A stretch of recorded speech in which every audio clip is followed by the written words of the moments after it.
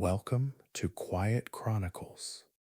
Beneath the streets of one of the most visited cities on earth, there are Roman walls still standing in car parks, plague pits sealed under office buildings, rivers that have been flowing for 10,000 years without ever seeing daylight, and, directly under the paving stones of Trafalgar Square, the buried remains of everything that stood there before anyone thought to call it a square at all. London does not simply have a history. It is built on top of one and then another beneath that, each era pressing the last one deeper into the ground. This episode covers the entire story, from the first people who camped on the Thames gravel terraces before anyone had a word for the place, through Roman occupation and Saxon rebuilding, Norman conquest and medieval accumulation, fire and plague and reconstruction, the Georgian city sprawling westward into fields, and the Victorian engine that assembled under the streets, along the river, through the ground itself, the bones of the city that still stands. If you find value in this kind of history, a like and a subscription keep Quiet Chronicles going, new episodes every week, and there is a great deal of history still to tell.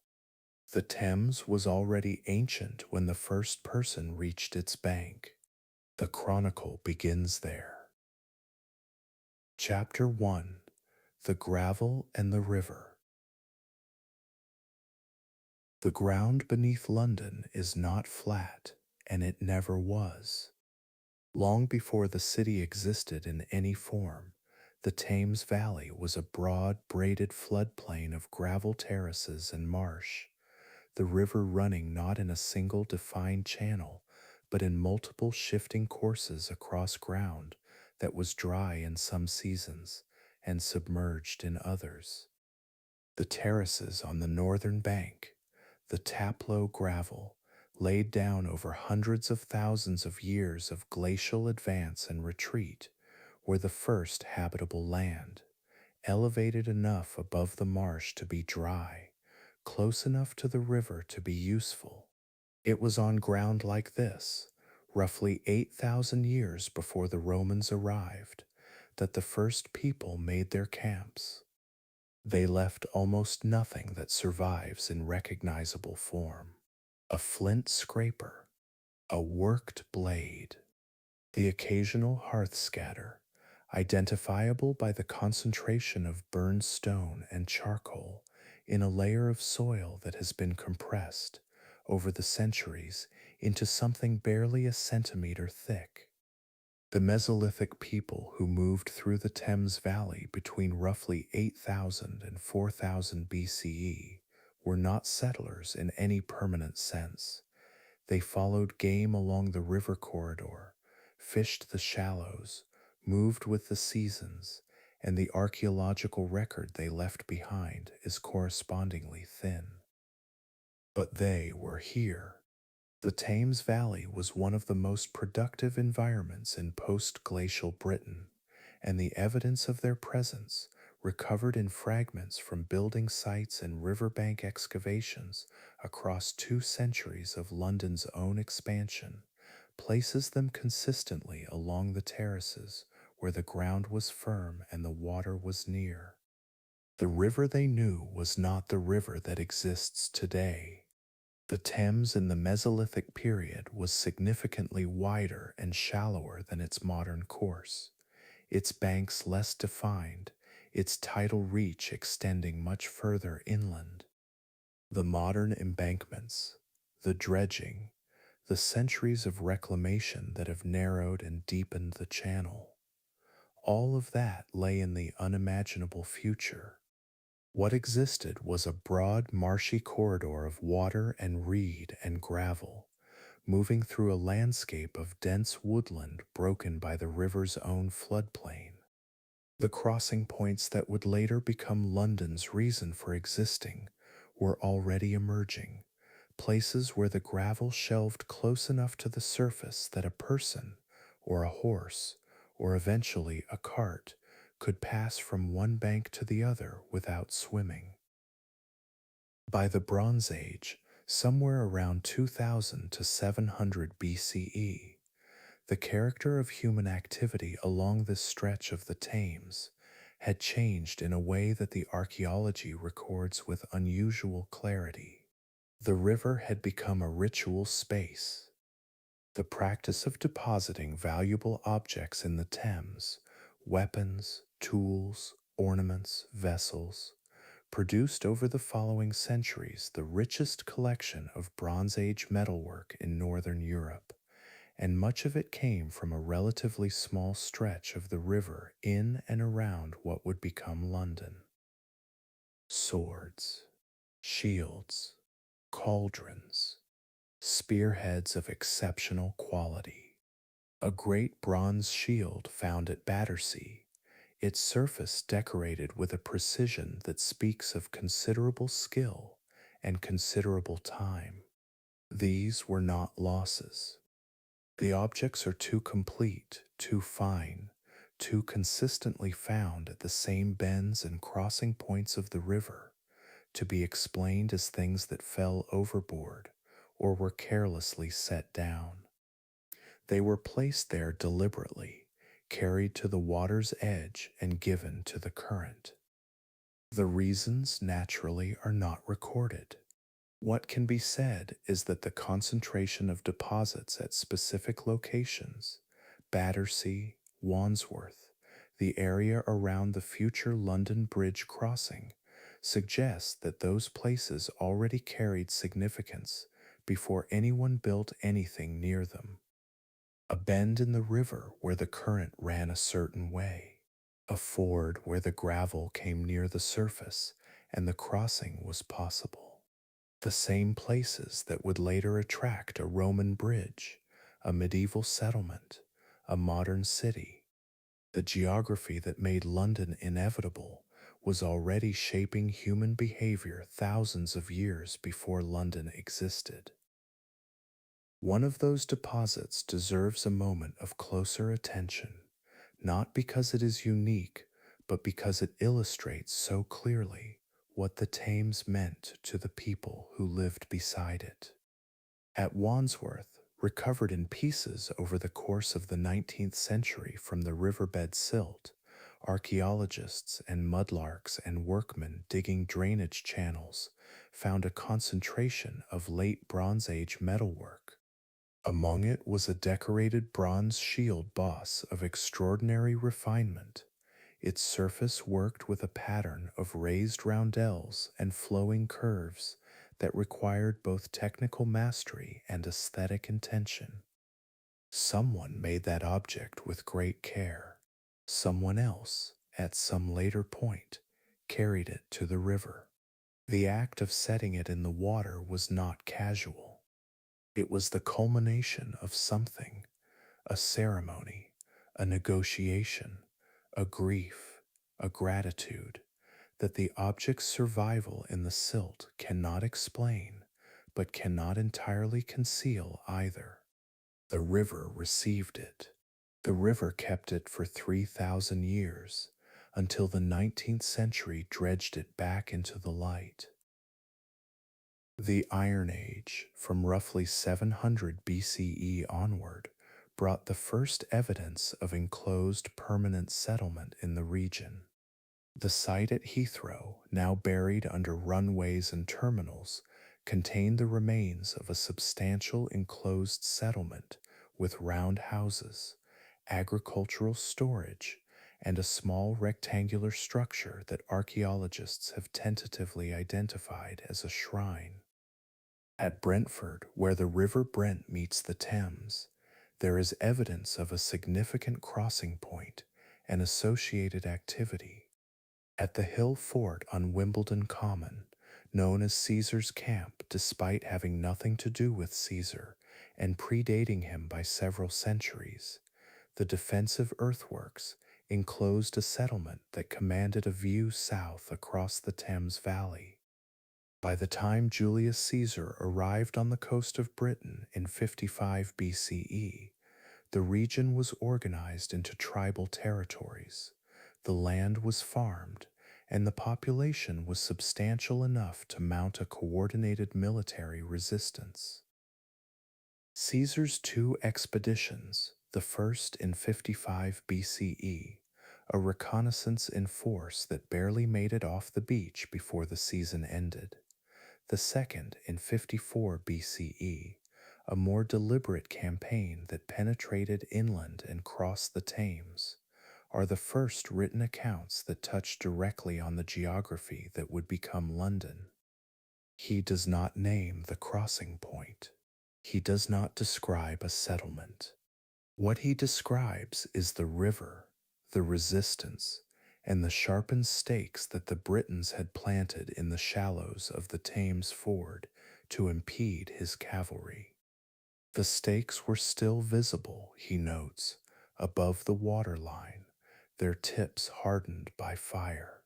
His cavalry crossed anyway, the infantry following in water up to their necks. The Britons fell back.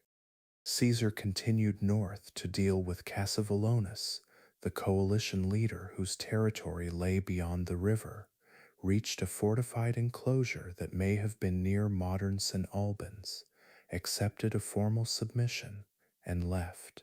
He did not return. Britain fell back out of the written record for nearly a century. What Caesar had not done and did not think to do was recognize the ford he crossed as the lowest practicable crossing point on the Thames, the place where the river was narrow enough to bridge, where the gravel was close enough to the surface to provide a firm foundation, where the tidal fluctuation was manageable. That recognition and the decision that followed from it belonged to a later set of minds operating under different instructions. Caesar was a general on a demonstration campaign. The people who would grasp what the crossing point meant and build on it were not soldiers but administrators and merchants, and they were still 100 years away. Between Caesar's departure and the Claudian invasion of 43 CE, the region entered what historians of Roman Britain sometimes call the Client Kingdom period, a generation or two in which the tribes of southern Britain operated in a complex relationship with Rome. They were trading, negotiating, occasionally fighting, producing coins that carried Latin inscriptions and Mediterranean artistic motifs alongside native imagery. The Trinovantes, whose territory covered what is now Essex and much of the area north of the Thames, had been Caesar's formal allies. The Catuvellauni, whose power base lay further north and west, expanded steadily southward across the period, absorbing neighboring tribes and establishing what amounted to a dominant position in the southeast. Their leader Conobelinus, Shakespeare's Cymbeline, ruled from Cumulodunum, the future Colchester, and his death around 40 CE set off a succession dispute that gave the Emperor Claudius, looking for a military victory to consolidate his shaky hold on power in Rome, the pretext he needed. The invasion force assembled in 43 CE was considerable. 4 legions, auxiliary units, and a support apparatus that amounted to roughly 40,000 men under the command of Aulus Plautius. They crossed the Channel in 3 divisions, landed in the southeast, fought their way to the Thames, and crossed it somewhere in the vicinity of the future London. The exact crossing point is debated. Plautius may have crossed at Westminster, or further east at what would become London Bridge, or at both, but the strategic logic of the location was clear to anyone looking at a map of the river. This was the lowest point at which the Thames could be bridged, which meant it was also the point at which all roads from the coast would naturally converge. Whatever happened at that crossing in 43 CE, the geography had made its argument. The city that would follow was not a choice so much as an inevitability written into the gravel and the river's course. The people who had been camping on the Thames terraces for 8,000 years, fishing the shallows, carrying their swords to the water's edge, farming the clay and the gravel of the floodplain, they were still here when the legions crossed. Their world was about to be reorganized around a single point on the river's northern bank, a point that the Romans would enclose with a forum and a basilica, and eventually a wall of Kentish stone, a point that would attract traders and bureaucrats and soldiers, and eventually become the largest city north of the Alps. The gravel terraces that had held the first camps would hold the foundations of a Roman city, and then a Saxon one, and then a Norman one, pressing each previous settlement deeper into the earth, layer by layer, until the accumulated weight of all of it became the ground that Londoners walk on today. The Romans are already on the river. The city is about to begin. Chapter 2, Londinium. 43 CE, and Aulus Plotius had a problem that was not military. The campaign had gone well enough, the Thames crossed, the main British resistance broken in 2 engagements. Camulodunum had been taken, and the Emperor Claudius brought over from Rome for a ceremonial 16 days. He arrived to accept the submission of 11 British kings and ride an elephant through the future Colchester. This was the kind of theater Roman imperial politics occasionally required. The military problem was largely solved. The administrative problem was just beginning. A province needed a capital. Camulodunum held that status initially, and for the first decade or so of Roman Britain, it functioned as the seat of the governor and the home of the first legionary fortress.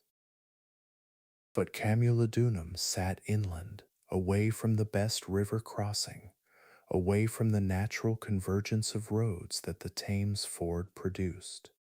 The settlement that grew up at the crossing point, on the northern bank of the Thames, on the gravel terrace above the tidal marsh, at the place where the river was bridgeable, grew faster than anyone had planned for. It had no official foundation date. It was not decreed into existence by a general or an emperor. It accumulated the way commercial settlements do around a function, the function of being the place where things cross the river.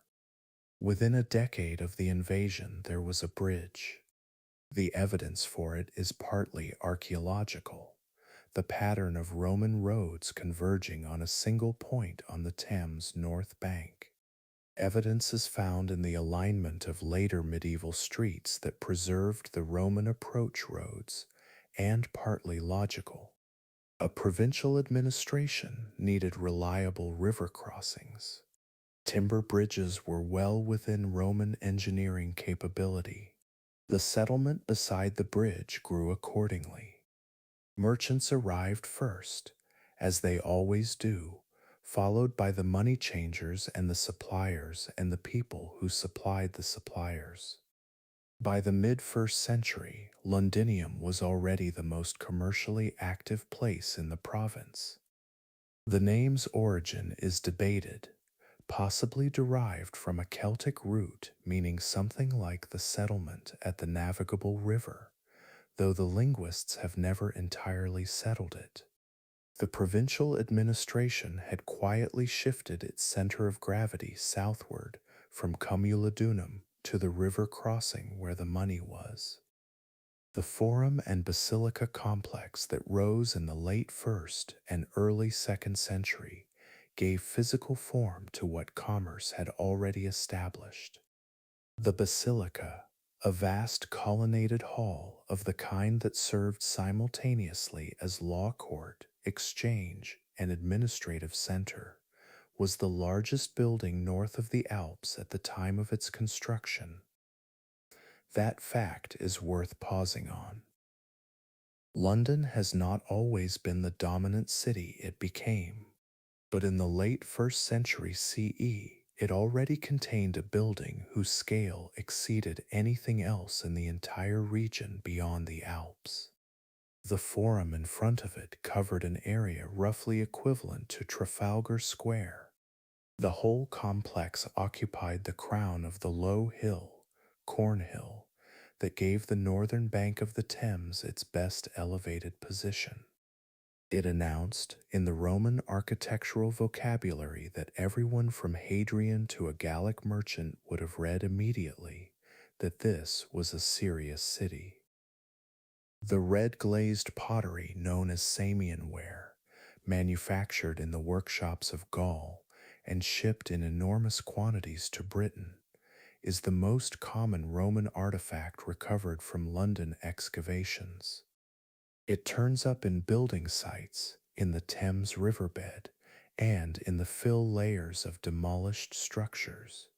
It appears in the disturbed ground of medieval cellars that cut down into Roman deposits.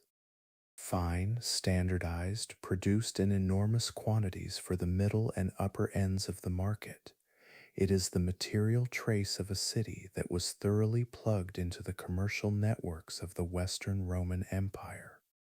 The people living in Londinium in the 1st century were buying pottery made in central France, wine shipped from the Rhine Valley and from Spain, olive oil from North Africa.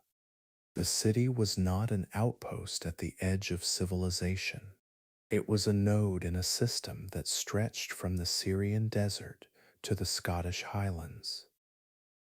Beneath what is now the Guildhall, the medieval and modern seat of the City of London's government, the remains of the Roman amphitheater were discovered in 1988 during construction work.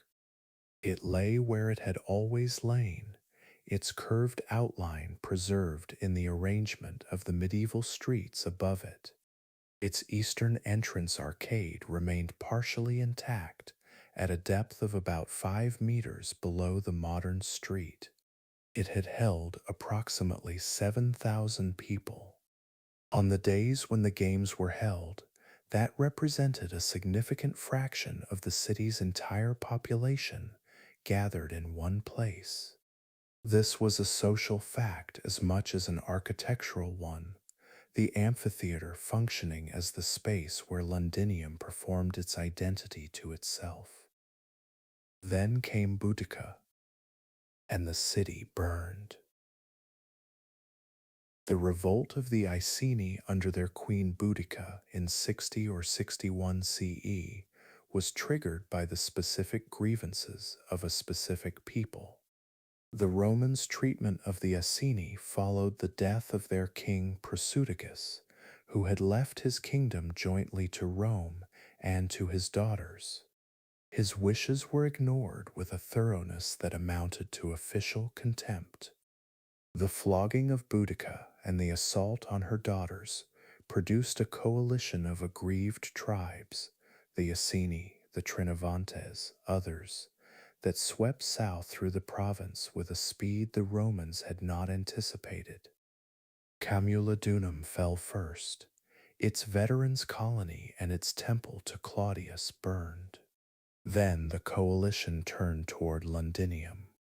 The governor, Gaius Suetonius Paulinus, was in Wales, engaged in the destruction of the Druidic sanctuary on the island of Anglesey.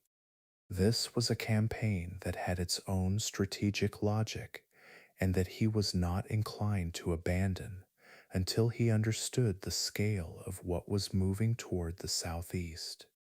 He marched south. He reached Londinium.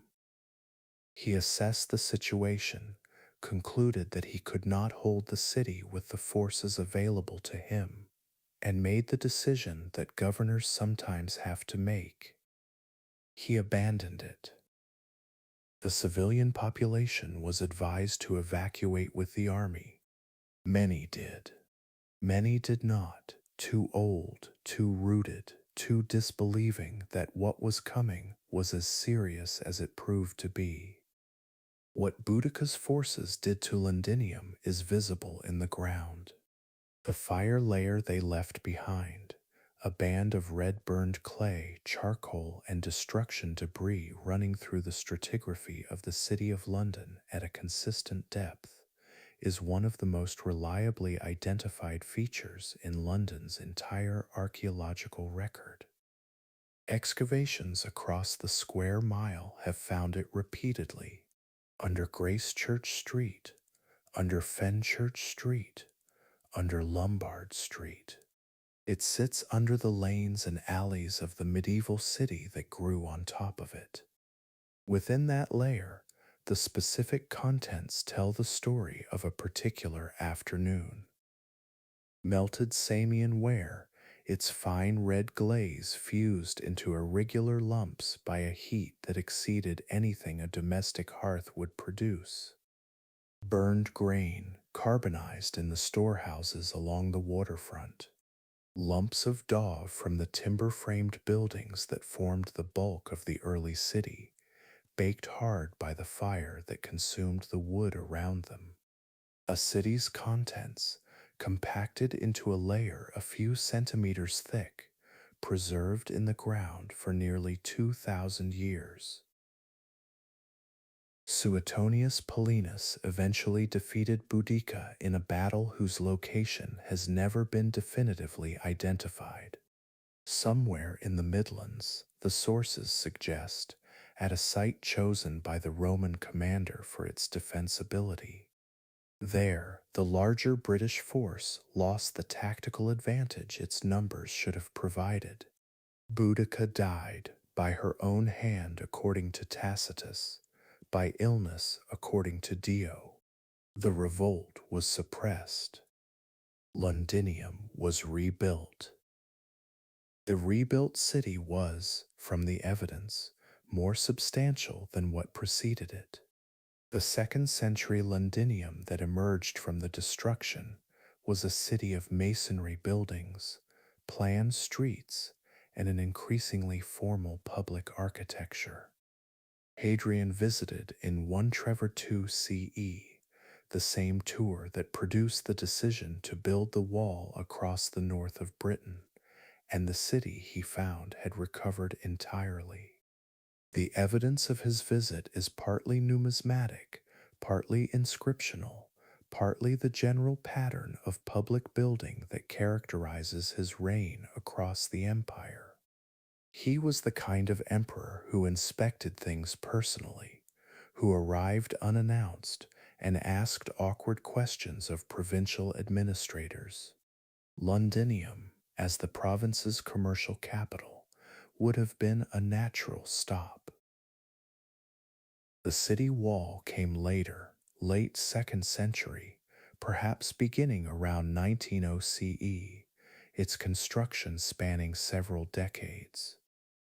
It enclosed approximately 330 acres on the northern bank of the Thames, its circuit running from the river near Blackfriars in the west, north to the area of the modern Barbican, east to the Tower, and back south to the river.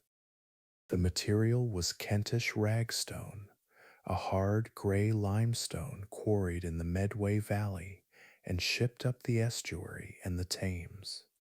The wall averaged about 3 meters in thickness and stood originally to a height of perhaps 6 meters, with a ditch on the outer face and a bank of earth behind. Building it required an enormous sustained effort. The logistics of quarrying, shipping, and laying hundreds of thousands of tons of stone over a period of years. This was coordinated across a workforce whose composition, military engineers, civilian contractors, conscripted labor, the sources do not specify. What the sources do preserve is the result. The wall stood. It defined the city's outline for 12 centuries. Sections of it are still visible today, embedded in car parks and office building basements. The ragstone courses run through the foundations of the modern city like a geological stratum that happens to have been dressed by human hands. By the late 2nd century, Londinium had acquired something else that its early decades had lacked: a clear sense of its own permanence. The wall was a statement as much as a defense. Cities that expected to be temporary did not build walls of that scale and that material. The investment implied a future, a confidence that the city would still be there and still matter for long enough to justify the effort. That confidence was not misplaced, though the form the city's future would take was not anything the wall's builders could have imagined. The Roman city would eventually empty. The wall would remain. And the people who came after, finding it still standing, would build inside it again, not because they were Romans, but because the wall told them where the city was. 3 centuries of Roman Londinium still lay ahead, a long, largely prosperous, occasionally turbulent period. The city would reach its maximum Roman population of perhaps 60,000, suffer the disruptions of the 3rd century imperial crisis, and recover. Eventually, it began the slow process of thinning out that preceded the final withdrawal of Roman administration. But the bones were laid. The forum, the basilica, the amphitheater, the wall, the bridge, the road system radiating outward toward the rest of the province. These were the physical grammar of a city. The city would not entirely forget them, even when it forgot everything else about the people who built them. The empire held for another 2 centuries after Hadrian's visit. Then it did not. What came next was something the wall could not have anticipated and could not prevent: not an invasion, not a fire, but a silence. It spread through the city like weather until the streets emptied and the forum fell quiet. And the largest building north of the Alps stood open to the rain. Chapter 3: After the Eagles Left. The silence came gradually, and then it was complete. Roman administration in Britain did not end with a single dramatic event. No battle, no sack, no formal surrender, but through a process of incremental withdrawal. It left the province increasingly responsible for its own defense, while the empire's attention and resources concentrated elsewhere. The conventional date of 410 CE and the letter attributed to Emperor Honorius telling the British cities to see to their own protection marks an administrative reality that had been building for decades. The legions had been thinning. The supply chains from the continent had been thinning. The coin supply, that most reliable indicator of imperial engagement, since Roman Britain ran on a money economy that required a steady flow of new currency, had been thinning since the late 4th century. By 410, what Honorius formalized was already largely true. What happened to Londinium in the decades that followed is one of the most debated questions in British archaeology. The city did not burn. It did not fall to an invading army in a single catastrophic event. What it did, the evidence suggests, was empty, slowly, unevenly, over the course of the 5th century, as the economic and administrative systems that had sustained it ceased to function. The imported pottery stopped arriving. The coins stopped circulating.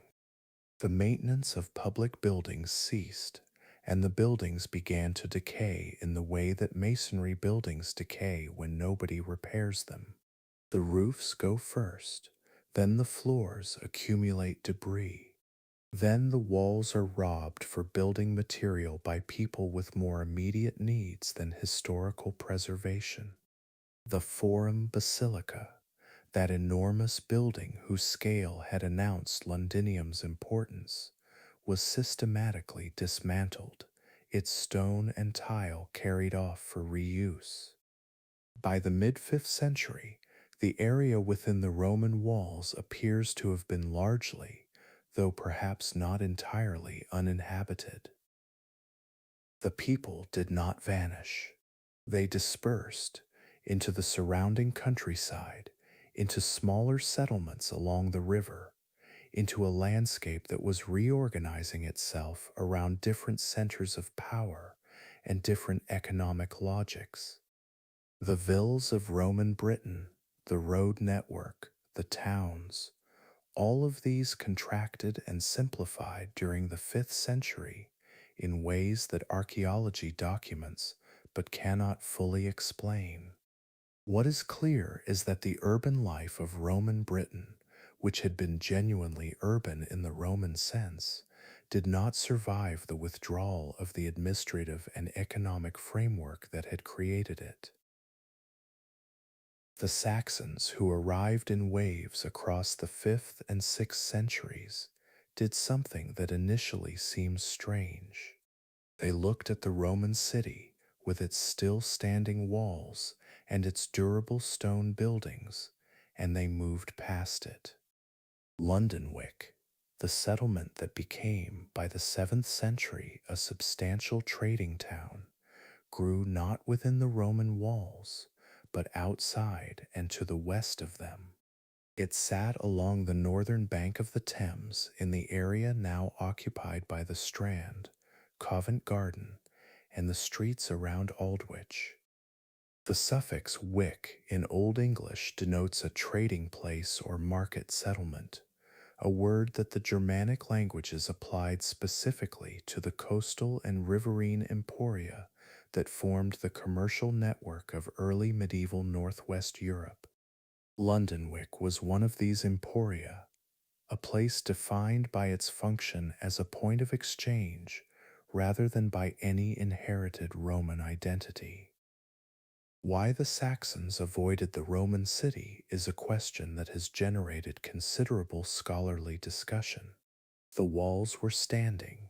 The street lines were still, at least partially, legible in the landscape. The practical advantages of the Roman infrastructure, the drainage, the road surfaces, the defensible perimeter were obvious. Part of the answer may be cultural. The Roman city was a place of the dead, associated with a vanished and perhaps uncanny civilization. Its ruins carried a different kind of weight than simple abandoned buildings. Part of it may be practical. The Roman street plan served a Roman administrative and commercial function that no longer existed. The Saxons' economic activity, beaching boats on the Thames shore, trading wool and metalwork with Frankish merchants, was better served by open riverside access than by the enclosed grid of the old city. Whatever the reason, the result was a settlement geography that would persist for several centuries. The Roman city standing largely empty within its walls, Londonwick growing and flourishing a mile to the west. At its height in the late 7th and early 8th century, Londonwick had a population perhaps in the range of 5 to 10,000 people, a real town, not a village. It had a regular street grid running at an angle to the Thames shore. A wool and textile trade connected it to Frankish ports at Quentovich and Dorestad, and an ecclesiastical presence included the early versions of churches whose names survive in the modern streetscape. The Strand takes its name from the Old English word for shore. It was the road that ran along the bank of the Thames at the edge of the settlement. Aldwych, a name preserved in a street and a theater district, means literally the old trading place. Eald Wick, the name given to the abandoned Saxon settlement after Alfred moved everyone back inside the Roman walls. It is a ghost name that persisted in the topography long after the settlement itself had been vacated. The Viking raids that began in earnest in the 830s changed London Wick's situation fundamentally. The settlement was exposed, open to the river, lacking the defensive wall that the Roman city still possessed, positioned exactly where an approaching longship would find it. The raid of 842 is recorded in the Anglo-Saxon Chronicle with a brevity that suggests a catastrophe considered too familiar to require elaboration. A great slaughter in London. Further raids followed. The settlement suffered, recovered partially, suffered again. By the 870s, with the Viking Great Army operating across eastern and central England, the situation had become untenable. Alfred the Great's response, developed over the years following his recovery of London in 886, was strategically elegant in a way that reflects the quality of mind his chroniclers consistently attribute to him. He did not simply garrison Londonwick or build new defenses around it. He abandoned it entirely and moved the settlement inside the Roman walls. This decision placed the city's population behind a defensible perimeter that was already built, already proven, and already 3 to 4 meters thick. The Roman wall had been standing for roughly 700 years by this point. It needed repair in places, and Alfred's program included that repair. But the basic infrastructure was there, waiting. The city Alfred created, Londonburg, the fortified London, was not simply a reoccupation of the Roman street plan. Alfred and his son-in-law Aethelred of Mercia imposed a new street grid on the Roman ground. This was a system of roads running between the wall gates, with a principal east-west spine along what would become Cheapside, and a network of smaller streets feeding from it to the riverfront and to the gates. The system of Haggai defended plots assigned to individual lords and thegns with obligations of military service, organized the city's population into a structured defense. The streets Alfred laid out were not identical to the Roman streets beneath them, though they followed the same general logic of the terrain. They were a new city written on the ground of an old one, the Roman foundations serving as the substrate for a Saxon urbanism that had its own different purposes and its own different form. The reoccupation was not immediate or complete. The area within the walls was large. 330 acres was a great deal of ground for the population that Alfred had to work with. The early Londonburg was probably more sparsely settled than the Roman city at its peak, but it had the wall, and it had the river frontage, and it had the bridge, rebuilt again in timber, as it had been rebuilt repeatedly since the Romans first put one there. These were the things that mattered. The Danes could not simply beach their boats and walk ashore into the settlement. They had to fight for every approach. The evidence of Alfred's street plan survives in the modern city in a form that rewards careful attention. Cheapside, that broad central market street whose name derives from the Old English seep, the word for trade, follows a line that Alfred's planners chose, not a Roman one. The lanes feeding south from Cheapside to the Thames waterfront, Bread Street, Friday Street, Bow Lane preserve the medieval street pattern that descended directly from the Saxon grid. The modern City of London's street plan, bewildering to visitors and navigable only by long familiarity, is in large part a Saxon document written in 886 and edited continuously for 11 centuries without ever being fundamentally redrawn. Alfred died in 899, and the city he had refounded continued under his successors with a prosperity that the Viking threat had not extinguished, and that the relative peace of the early 10th century allowed to expand. The Danish presence in England did not disappear, it settled, becoming part of the country's demographic and cultural fabric in ways that the place names of eastern England still record. London itself acquired a significant Scandinavian population in the 10th century, traders and settlers who built churches dedicated to Norse saints and whose names appear in the early documentary record. The city was, as it would remain, a place where people arrived from elsewhere and stayed. What Alfred had given London, beyond the wall and the street plan, was something harder to quantify. A constitutional status as a defended royal center whose commercial life was organized and protected by royal authority. The system of markets, the regulation of trade, the requirement that commercial transactions above a certain value be witnessed by official witnesses, these were the administrative bones of a functioning urban economy. They were Alfred's gift as much as the streets themselves. The city that emerged from his refounding was recognizably urban in a way that Londonwick, for all its commercial vitality, had not quite been. It was a city with a government, with obligations, with a relationship to royal power that would define London's political character for the next millennium. The Roman wall still stood around all of it.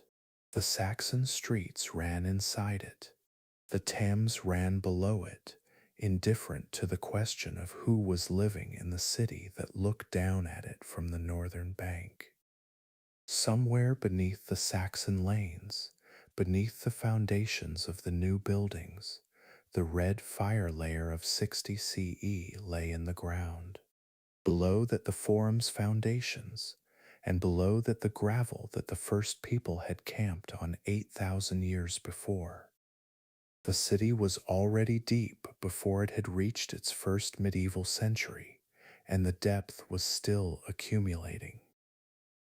The Saxons had rebuilt London, but the men who would next remake it entirely were already moving. Across the Channel, a duke with a contested claim to the English throne was watching the death of one king and the crowning of another. He was calculating what would be required to take what he believed was his. The Norman shadow was already falling across the water, and when it arrived, it would arrive in stone. Chapter 4: The Saxon City. The city Alfred handed to his successors was a working proposition, not a finished thing. Its streets were laid, its wall was repaired, its bridge was rebuilt, and its market system was functioning. But the 330 acres within the Roman circuit were not yet fully settled. The commercial culture that would make medieval London the dominant city of England was still in its early formation. The 10th century was the period in which the Saxon city found its shape. It happened not through any single act of planning, but through the accumulation of small decisions. It was found in where a market established itself, where a church was built, or where a craft settled into a particular street and gave that street its name for the next 1,000 years. The street names are the most legible survival of this process. Cheapside, the great east-west market street that Alfred's planners had laid along the spine of the city, was wide enough for wagons to pass in both directions. This made it unusual in a city where most streets were narrow enough that two loaded carts could barely negotiate each other. From Cheapside, the side streets ran south toward the river and north toward the wall. They acquired names from the trades that occupied them with a directness that the medieval mind found entirely natural. Bread Street baked bread. Milk Street sold milk. Wood Street supplied timber. Friday Street, whose name has puzzled visitors for centuries, was where fish was sold on Fridays, when the religious calendar made fish not merely available but obligatory. The Poultry, at the eastern end of Cheapside, sold poultry. These were not picturesque names chosen for charm.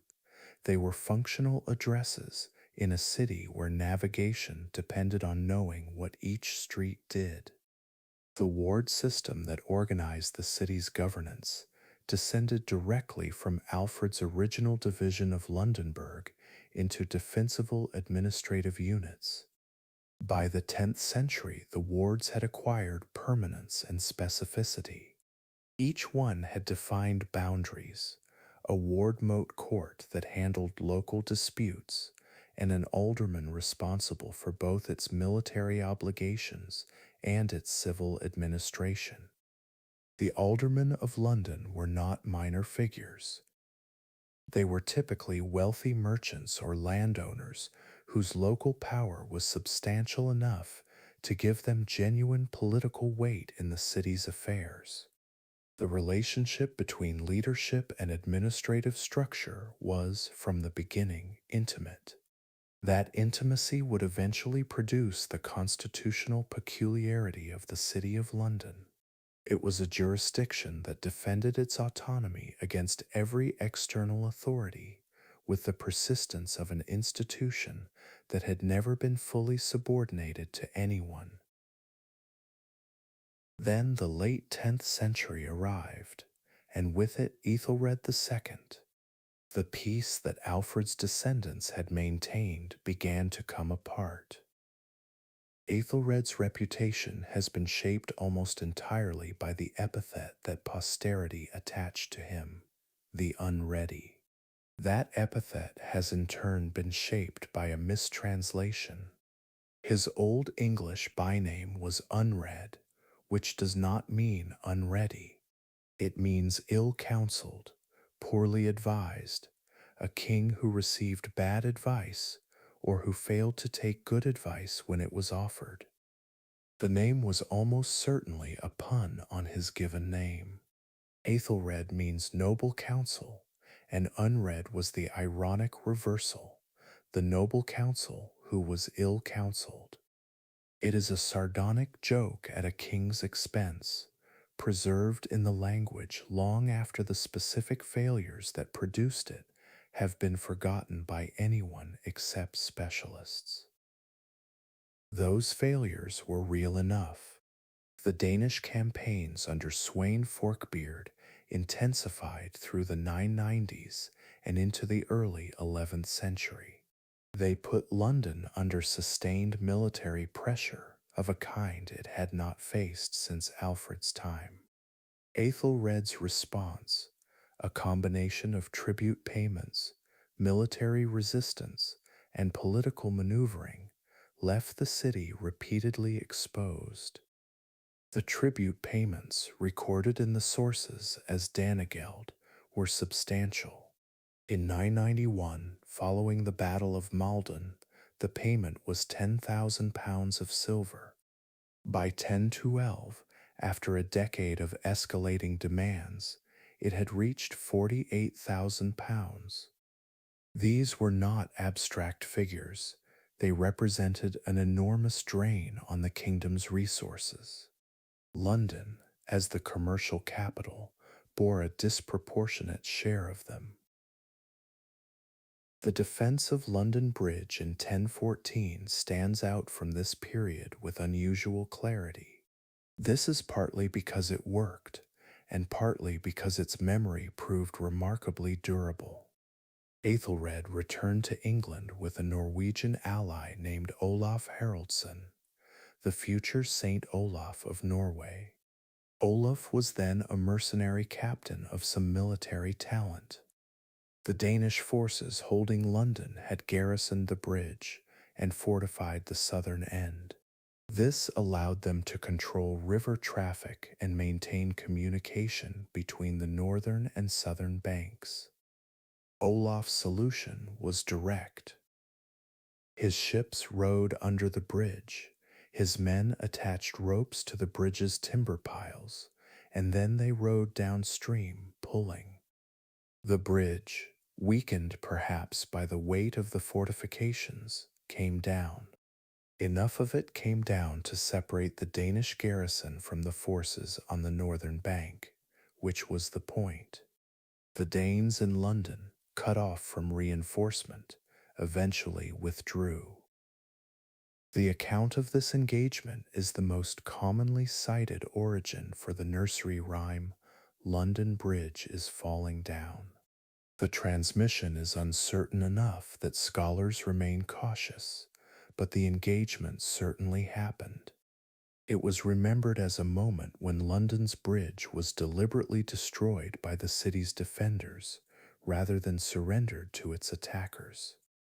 The bridge's significance, as a military asset and as a commercial artery, was sufficiently understood by everyone involved. Its destruction was considered a legitimate tactical choice. Sweyn Forkbeard died in February 1014, 5 weeks after being acknowledged as King of England. His son Canute returned to consolidate his claim, and the struggle for London continued for another year. Aethelred's son Edmund Ironside died in November 1016, under circumstances that contemporary sources describe carefully, without quite accusing anyone. Canute took the kingdom. He took London with it, and governed both with a competence that his arrival by conquest had not suggested. He issued law codes and confirmed the church's privileges. He went on pilgrimage to Rome. He ruled England for nearly 20 years, and London, under his reign, continued to function as the commercial capital of a North Sea empire. The city Canute governed was already acquiring the institutional texture that would define it through the medieval period. The guild was developing into a permanent feature of the city's economic life. This was an association of craftsmen or merchants bound by oath to mutual support and collective regulation of their trade. The early guilds were not yet the elaborate livery companies of the later medieval period. However, they were performing the same basic functions, setting standards, regulating practice, and providing a social safety net for their members. The relationship between the commercial organization of trade and the administrative organization of the city was already intimate. It was a connection that would only deepen over time. Edward the Confessor came to the throne in 1042 after the deaths of Canute and his two sons. He made a decision in the early years of his reign that would permanently alter the geography of power in southern England. He chose Westminster as the site for his new abbey church. The decision was personal. Westminster had been an ecclesiastical site since at least the 10th century. Edward's devotion to the project was the most sustained expression of his piety, but its consequences were structural. Westminster lay a mile upstream from the City of London, separated from it by the Strand. It sat beyond the marshy ground around the Tyburn stream's outlet into the Thames. It was close enough to the city to be connected to it, and far enough to be distinct from it. By choosing to build his palace and abbey there, Edward established a separation between royal power and commercial London. This had no precise precedent and would have no precise resolution. The Confessor's Westminster was genuinely separate from London, a royal and ecclesiastical compound on the banks of the Thames. It was connected to the city by the road that ran along the river through the Strand, but it was governed by different rules. The city was commercial and resistant to external authority. Westminster was royal and religious, the seat of the king's court and the center of the kingdom's administrative apparatus. Between them ran the road. Along that road grew the ribbon of settlement that would eventually fill in the gap, the lawyers' inns and the aristocratic townhouses. That filling in lay centuries in the future. In Edward's time, there was still open ground between the two. Edward died in January 1066, having consecrated his abbey at Westminster 8 days before his death. He was reportedly too ill to attend the ceremony in person. He left no direct heir. He left, instead, 3 claimants to his throne. There was Harold Godwinson, who had been governing England in practice for years, and who was crowned within days. There was Harold Hardrada of Norway, who had a dynastic claim through the line of Canute. And there was William, Duke of Normandy. William claimed that Edward had promised him the succession, and that Harold had sworn to support that promise. By September 1066, Harald Hardrada was dead at Stamford Bridge, defeated by Harold in Yorkshire. By October, Harold was dead at Hastings, defeated by William in a battle that the Normans had spent 9 months preparing. Harold, having just fought in the north, was perhaps not ready for it. The crown of England passed to a man who spoke French and who had never governed a kingdom. He was about to encounter a city that had very clear ideas about what it would and would not accept. London did not fight William. It negotiated. After Hastings, as William moved through Surrey and around the city, he cut its supply lines. He demonstrated that resistance would be costly, and the city's leaders came to terms. They offered submission. William offered in return a charter confirming London's existing customs and liberties. He confirmed the trading rights, the legal privileges, and the commercial autonomy accumulated since Alfred's time. The charter he granted was brief, written in Old English and Latin, and it has survived. It is in some ways the founding document of the modern city of London.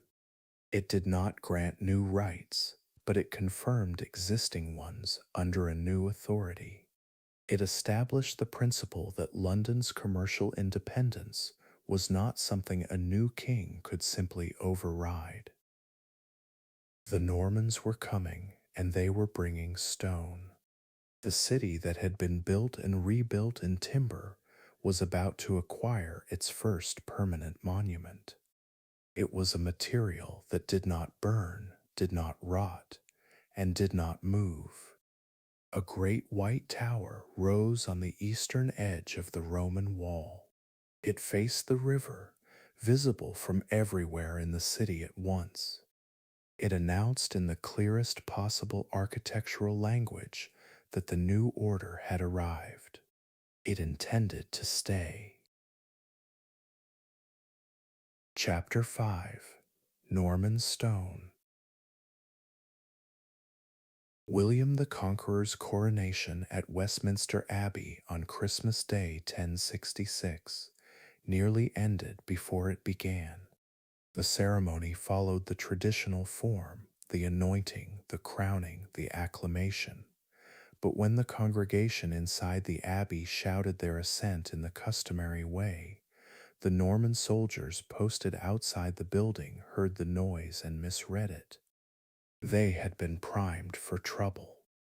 The city around them was a conquered city, its inhabitants uncertain and watchful, and a sudden roar from inside a stone building, to soldiers who could not see what was happening, sounded enough like a riot that they did the things soldiers do when they are frightened and armed. They set fire to the buildings nearest them. The congregation inside the abbey, smelling smoke and hearing the commotion outside, rushed out to see what was burning. The ceremony continued, according to the Norman chaplain Orderic Vitalis, who recorded it, with most of the congregation gone and the officiating clergy trembling. William, he notes, was trembling too. It was not an auspicious beginning. But William was not a man who allowed inauspicious beginnings to define outcomes, and his relationship with London in the months and years that followed the coronation was a study in the management of a city he needed but could not entirely trust. London was the wealthiest settlement in England. Its commercial networks reached across the Channel and into the trading world of Northern Europe. Its population, perhaps 15,000 people in 1066, more than any other English town, gave it a political weight that no king could ignore. William needed London's tax revenues, its merchant wealth, its port facilities. He also needed, very clearly, to make London understand who was in charge. His instrument was the Tower. The White Tower, the great keep that still stands at the center of the Tower of London complex, its outline altered by later additions, but its core essentially as William built it, was begun around 1078 under the supervision of a monk named Gundulf of Rochester, who had a reputation for building in stone that William found useful. The site chosen was the southeastern corner of the Roman city wall, where the wall met the Thames, a position that controlled the river approach from the east, commanded the main road from the coast, and was visible from within the city at a distance that made its presence impossible to ignore. The Roman wall was incorporated into the tower's defenses on two sides, its ancient stone serving the new building's purposes as it had served every purpose since the 2nd century. The stone Gundulf used was not English. It was Caen limestone, quarried in Normandy and shipped across the Channel and up the Thames at considerable expense, a choice that was partly practical, since Caen limestone was an excellent building material of consistent quality, and partly symbolic, since importing Norman stone to build a Norman fortress in an English city made a point that everyone could read without being told. The walls of the White Tower were originally plastered and whitewashed, which gave the building its name before centuries of London weather gave it a different complexion. In its original form, gleaming white against the gray Thames and the timber buildings of the Saxon city, it would have been visible from miles away, a deliberate landmark, a deliberate statement, the architectural equivalent of a very large flag. The tower's first recorded prisoner arrived within a generation of its completion. Ranulph Flambard was, by any measure, one of the more remarkable figures of the early Norman period, a man of low birth who had risen through sheer administrative ability to become William Rufus's chief minister, the effective manager of the English kingdom's finances, and the collector of its revenues with an efficiency that made him wealthy, powerful, and almost universally disliked. When William Rufus died in a hunting accident in 1100 and his brother Henry seized the throne, Flambert was among the first casualties of the new order, arrested within weeks of Henry's accession, charged with various financial irregularities, and installed in the Tower as its first recorded political prisoner. He was given comfortable quarters as his rank required. He was allowed to receive visitors. He was permitted to have wine sent in. The wine was his instrument. In February 1101, Flambard hosted a dinner for his guards, ensured that the wine flowed with the generosity of a man who understood that drunk guards are inattentive guards, and when the evening had progressed sufficiently, produced a rope that had been smuggled into the tower inside a wine barrel. He lowered himself from his window. The accounts suggest he gripped too hard on the descent and injured his hands before reaching the ground, where horses and companions were waiting. He was across the Channel and in Normandy within days, where he promptly began advising William's brother Robert Curthose on how to press his own claim to the English throne. The tower, which had been built in part to make such escapes impossible, had been defeated by its first prisoner in under a year. Henry eventually made peace with Flambard and allowed him to return to England, where he spent the rest of his long life as Bishop of Durham, building a great deal and causing a moderate amount of further trouble. The London that surrounded the tower in the late 11th century was still predominantly a timber city, its streets narrow, its buildings packed close, its population expanding into the areas just beyond the Roman walls, where the commercial pressure of a growing city was already straining the boundaries Alfred had established. The river frontage was the most valuable ground. The wharves and landing stages along the Thames gave direct access to the shipping that sustained London's commercial life, and the names of the medieval waterfront, Billingsgate, Queenhithe, Dowgate, preserve the identities of the men whose private landing stages eventually became public facilities through the straightforward mechanism of being used by everyone until they became common property. William's charter to London, brief and practical, had confirmed the city's existing customs and promised that no new customs would be imposed without the citizens' consent.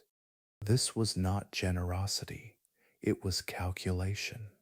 A city that believed its commercial autonomy was protected would cooperate with a new regime more readily than one that feared expropriation. The charter worked. London accepted the Norman kingship with the pragmatic equanimity of a commercial city that understood the difference between a political change at the top and a change in the conditions under which business could be conducted. The Norman kings were different from the Saxon ones in language, in culture, in their relationship to the continental church, in their approach to land tenure and military obligation, but they needed London's money, and London needed the king's peace, and that mutual dependence was sufficient basis for a working relationship. The stone bridge that would define medieval London for the next 6 centuries was not William's project. It was not even his son's project. The timber bridge that had stood since Alfred's time, rebuilt repeatedly, destroyed occasionally, always replaced, served the crossing adequately enough that the enormous investment of a stone replacement was deferred through several reigns. Peter de Colchurch, a priest who served a small church on the bridge itself, began organizing the project around 176 under Henry II, and the first stone was laid that year or shortly after. The construction would take 33 years, outlasting Peter himself, who died in 1205 and was buried in the chapel he had built midway along the bridge's length, the chapel of Thomas Becket, the martyred archbishop whose murder in Canterbury Cathedral in 1170 had produced one of the great eruptions of medieval popular piety, and whose connection to London was personal, since he had been born in the city on Cheapside around 1120 and had served as archdeacon there before his elevation. The completed bridge was unlike anything else in England. It stretched approximately 283 meters from bank to bank, carried on 19 pointed stone arches of varying width, the piers between them broad enough and numerous enough that the bridge significantly impeded the Thames's tidal flow, a hydraulic consequence that made the river above the bridge freeze more easily in cold winters, and below it run more swiftly through the narrow arches. On its surface, it carried a city. The houses and shops that accumulated on the bridge over the course of the 13th century eventually numbered over 100, 3 and 4 stories tall, jettied out over the water on both sides, their upper floors nearly meeting above the roadway in places, so that the passage through them was more like a tunnel through a building than a crossing of a river. There were taverns on the bridge. There was a chapel.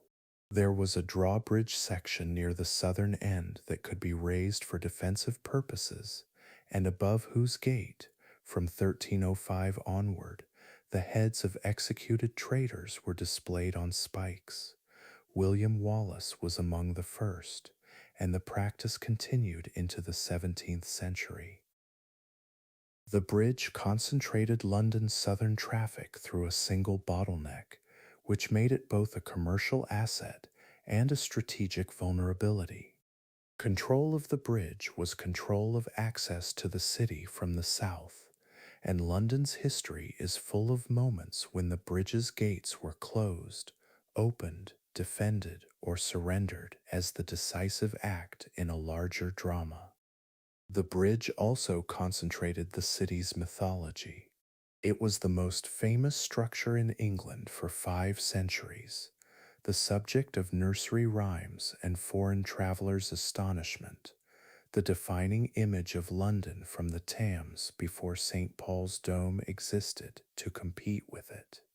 Generations of Londoners lived and died without ever leaving it. The Norman period gave London something else, less visible than the tower or the bridge, but equally significant for the city's long-term development, a systematic reorganization of its ecclesiastical landscape. The Normans built in stone, and they built churches, and the Norman church-building campaign of the late 11th and 12th centuries produced a city whose skyline was punctuated by stone towers and spires in a way that the Saxon city of timber had not been.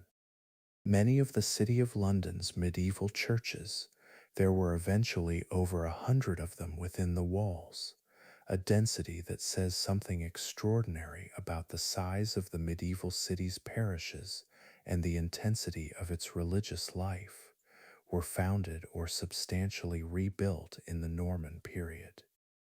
Their dedications, a mixture of universal saints and specifically local ones, produced a street-level geography of sacred space that organized the city's daily life around a rhythm of bells and services and feast days that has no modern equivalent. By the late 12th century, London was operating as a city of recognizable medieval type, commercially sophisticated, politically assertive, physically dense, and administratively complex in ways that the Norman kings had partly created and partly inherited from the Saxon arrangements beneath.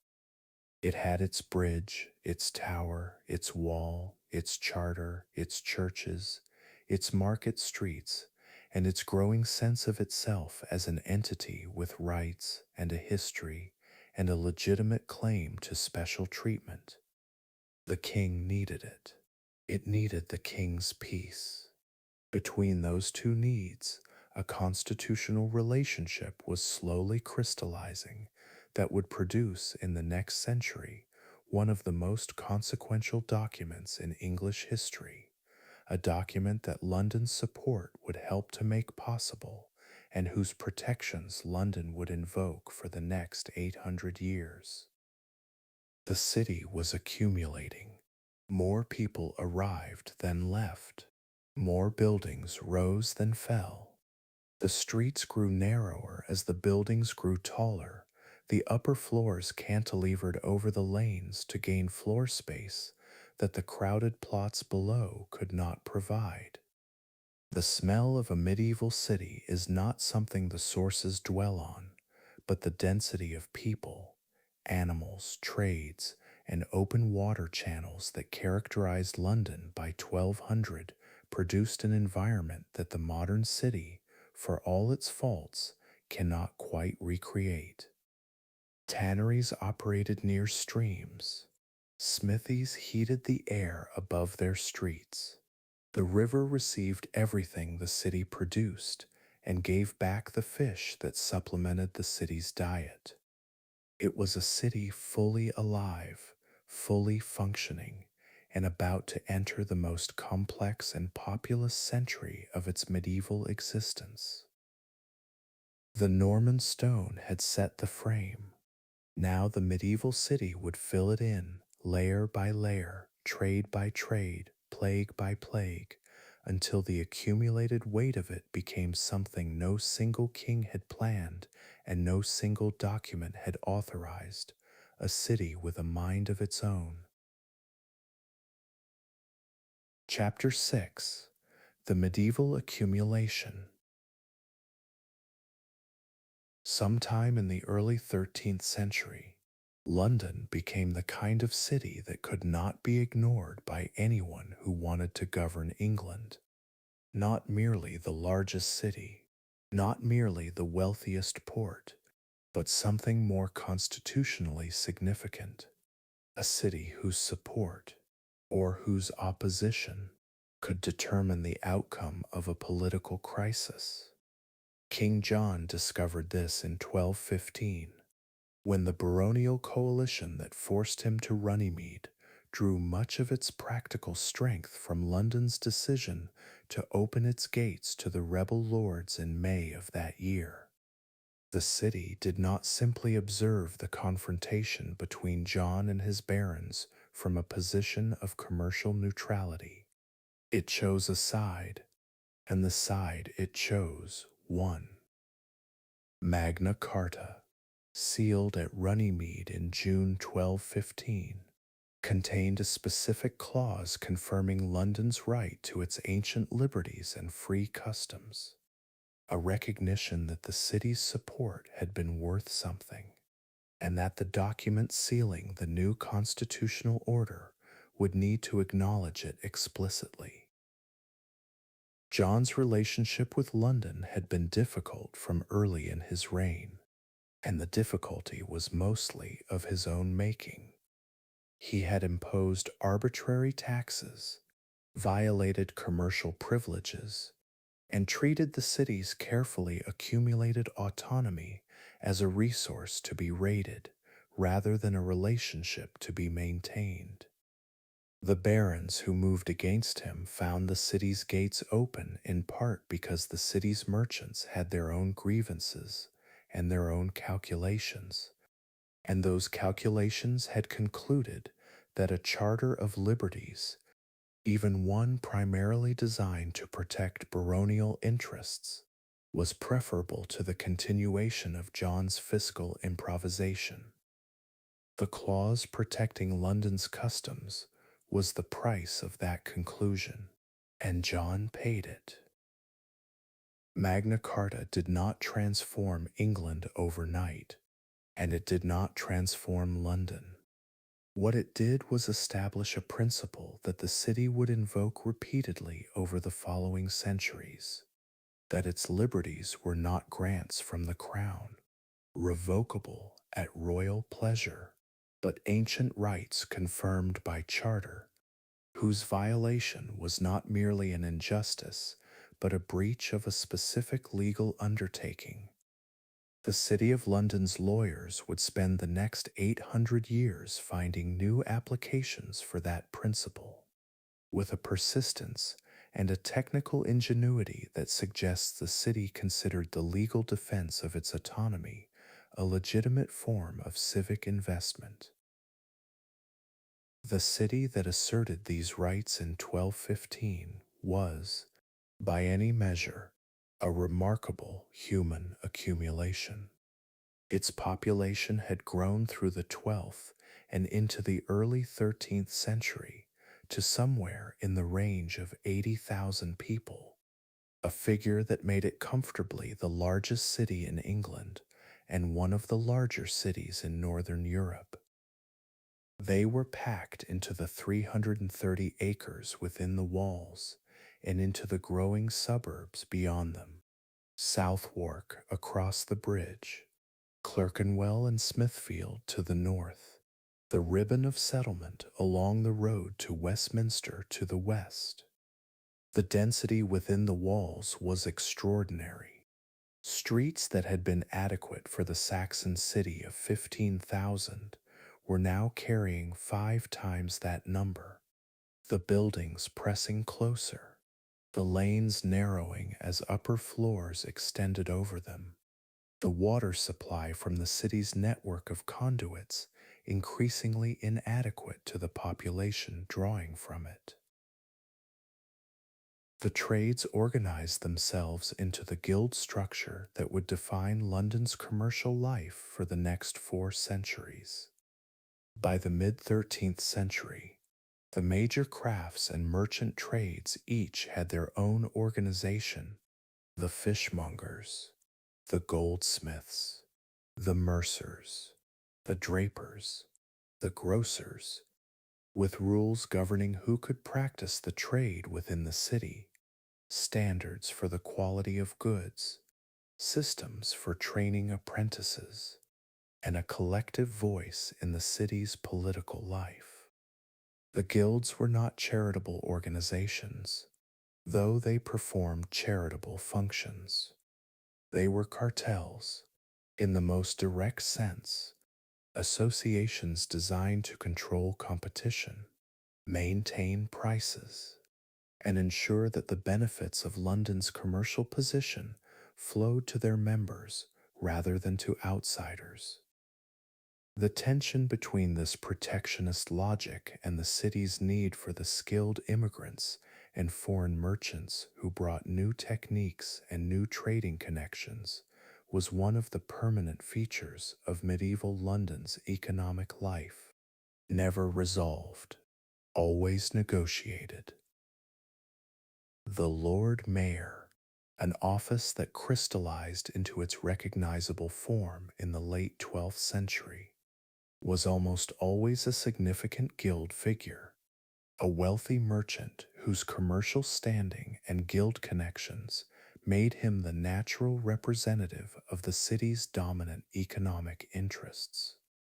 The mayoralty was not a ceremonial position in the medieval period.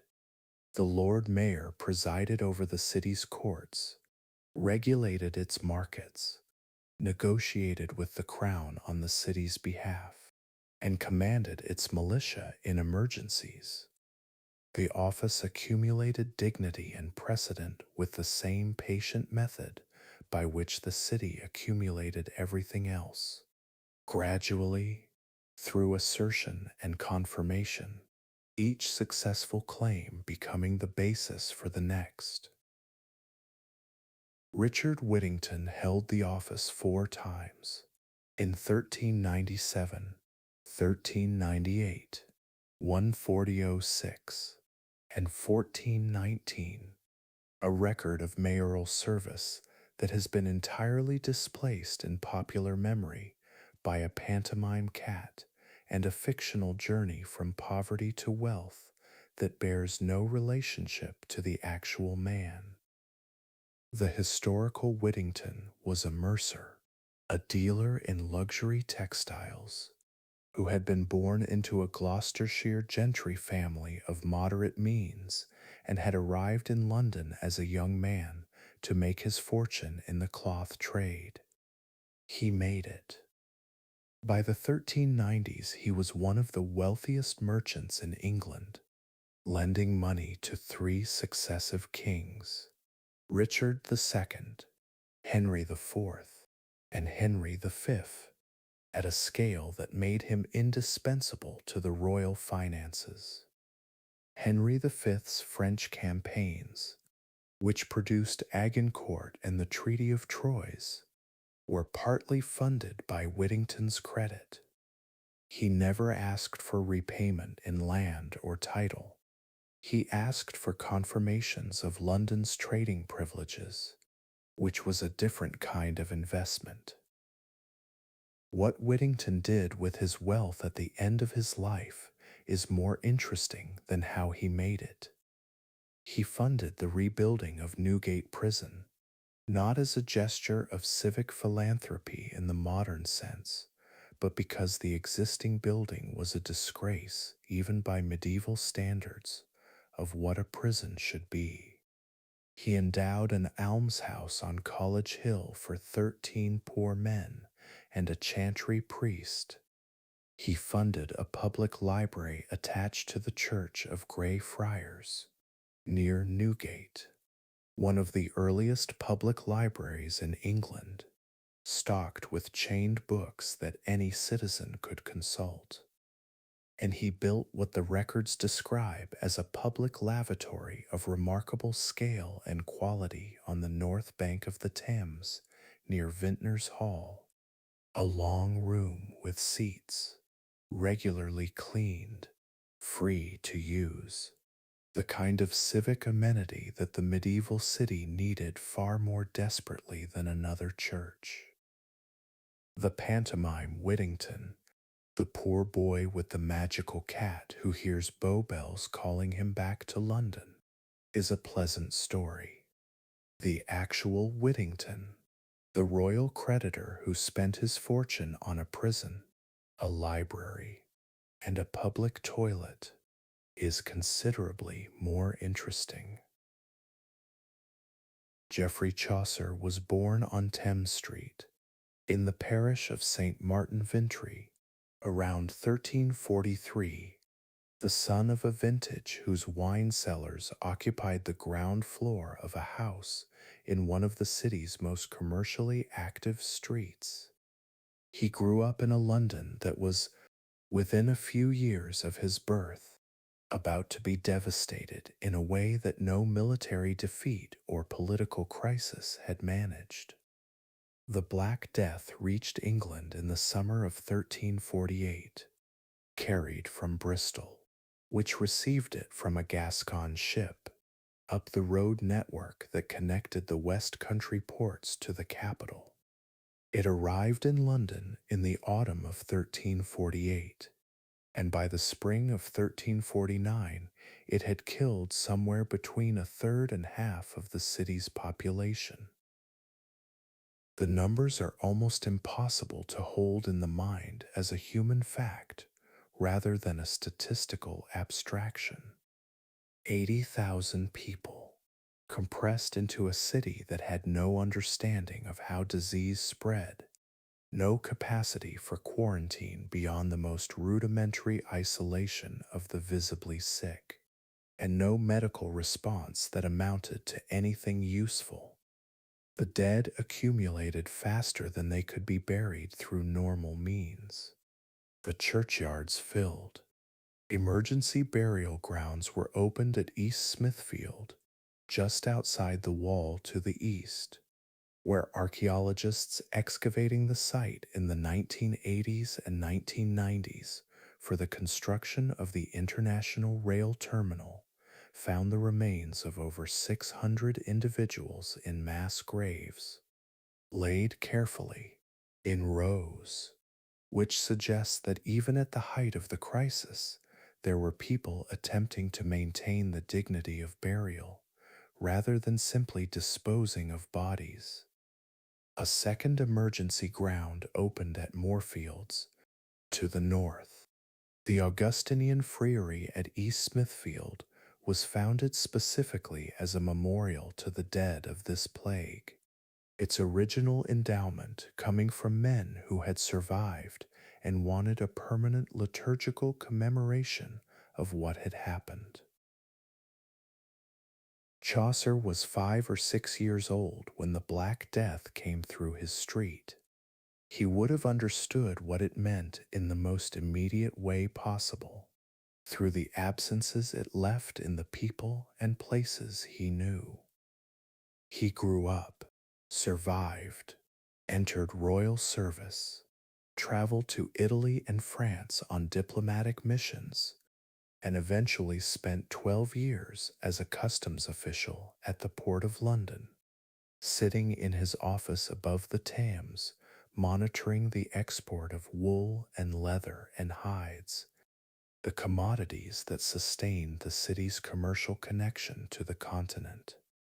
While writing, in the hours the customs work left him, the poetry that would make him the first major figure of English literature. The Canterbury Tales, his greatest work, begins at the Tabard Inn in Southwark, just south of the bridge, where a group of pilgrims assembles before the journey to Becket's shrine. The inn was real. The street was real. The pilgrimage route from Southwark to Canterbury was real and well traveled. What Chaucer put into his pilgrims' mouths was the voice of the city he had lived in and worked in and known from childhood, its commercial energy, its social hierarchies, its humor and its hypocrisy, rendered in a language that was recognizably London English. The Peasants' Revolt of 1381 arrived in London like a storm that the city had not predicted and could not contain. Wat Tyler's army, drawn from the rural counties of Essex and Kent, moving on London in response to the imposition of a poll tax that fell with particular harshness on the rural poor, entered the city through the bridge, whose gates were opened for them by sympathizers within the city itself.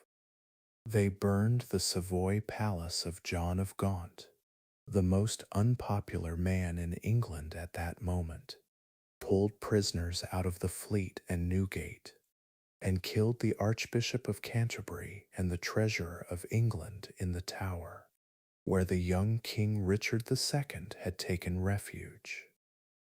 Richard rode out to meet Tyler at Smithfield, a 14-year-old king facing a rebel army, a gesture whose courage or recklessness is still debated, and when Tyler was killed by the Lord Mayor, William Walworth, in the confusion of the parley, Richard kept the crowd calm long enough for the army to arrive.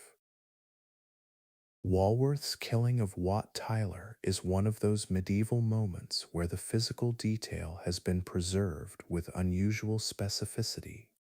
Tyler rode up to the king's party, was confronted by Walworth, drew a knife, was stabbed by Walworth's dagger, was finished by one of the king's squires, and was carried into the nearby hospital of St. Bartholomew, where he died. His head replaced the Archbishop of Canterbury's on London Bridge. The revolt collapsed within days of Smithfield, its leaders scattered or captured, its specific grievances unaddressed, but its immediate military threat dissolved. The poll tax was never collected again. Southwark, which had let Tyler's army through the bridge gates, was a city in its own right by the 14th century, a dense, commercially active settlement on the Surrey bank of the Thames that operated under a different legal jurisdiction from London proper, and consequently became the home of everything the city officially discouraged.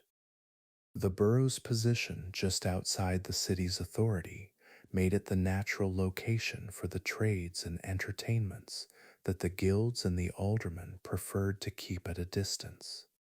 The stews, the brothels, operated under episcopal license from the Bishop of Winchester, whose London palace stood nearby, a jurisdictional anomaly that produced the slang term Winchester geese for the women who worked in them.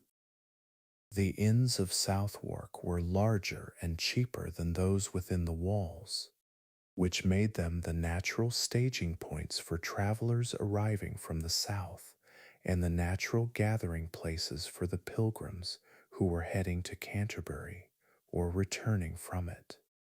Chaucer's Tabard was one of perhaps a dozen substantial inns within a short walk of the bridge's southern end. The bear baiting arenas that would later share the bankside with the Globe Theatre were already operating in the 14th century. Southwark was London's other self, the part of the city that did what the city needed done but would not officially acknowledge. Medieval London carried all of this simultaneously: the guild halls and the stews, the Lord Mayor and the rebel army, the customs official writing poetry, and the plague pit just outside the wall.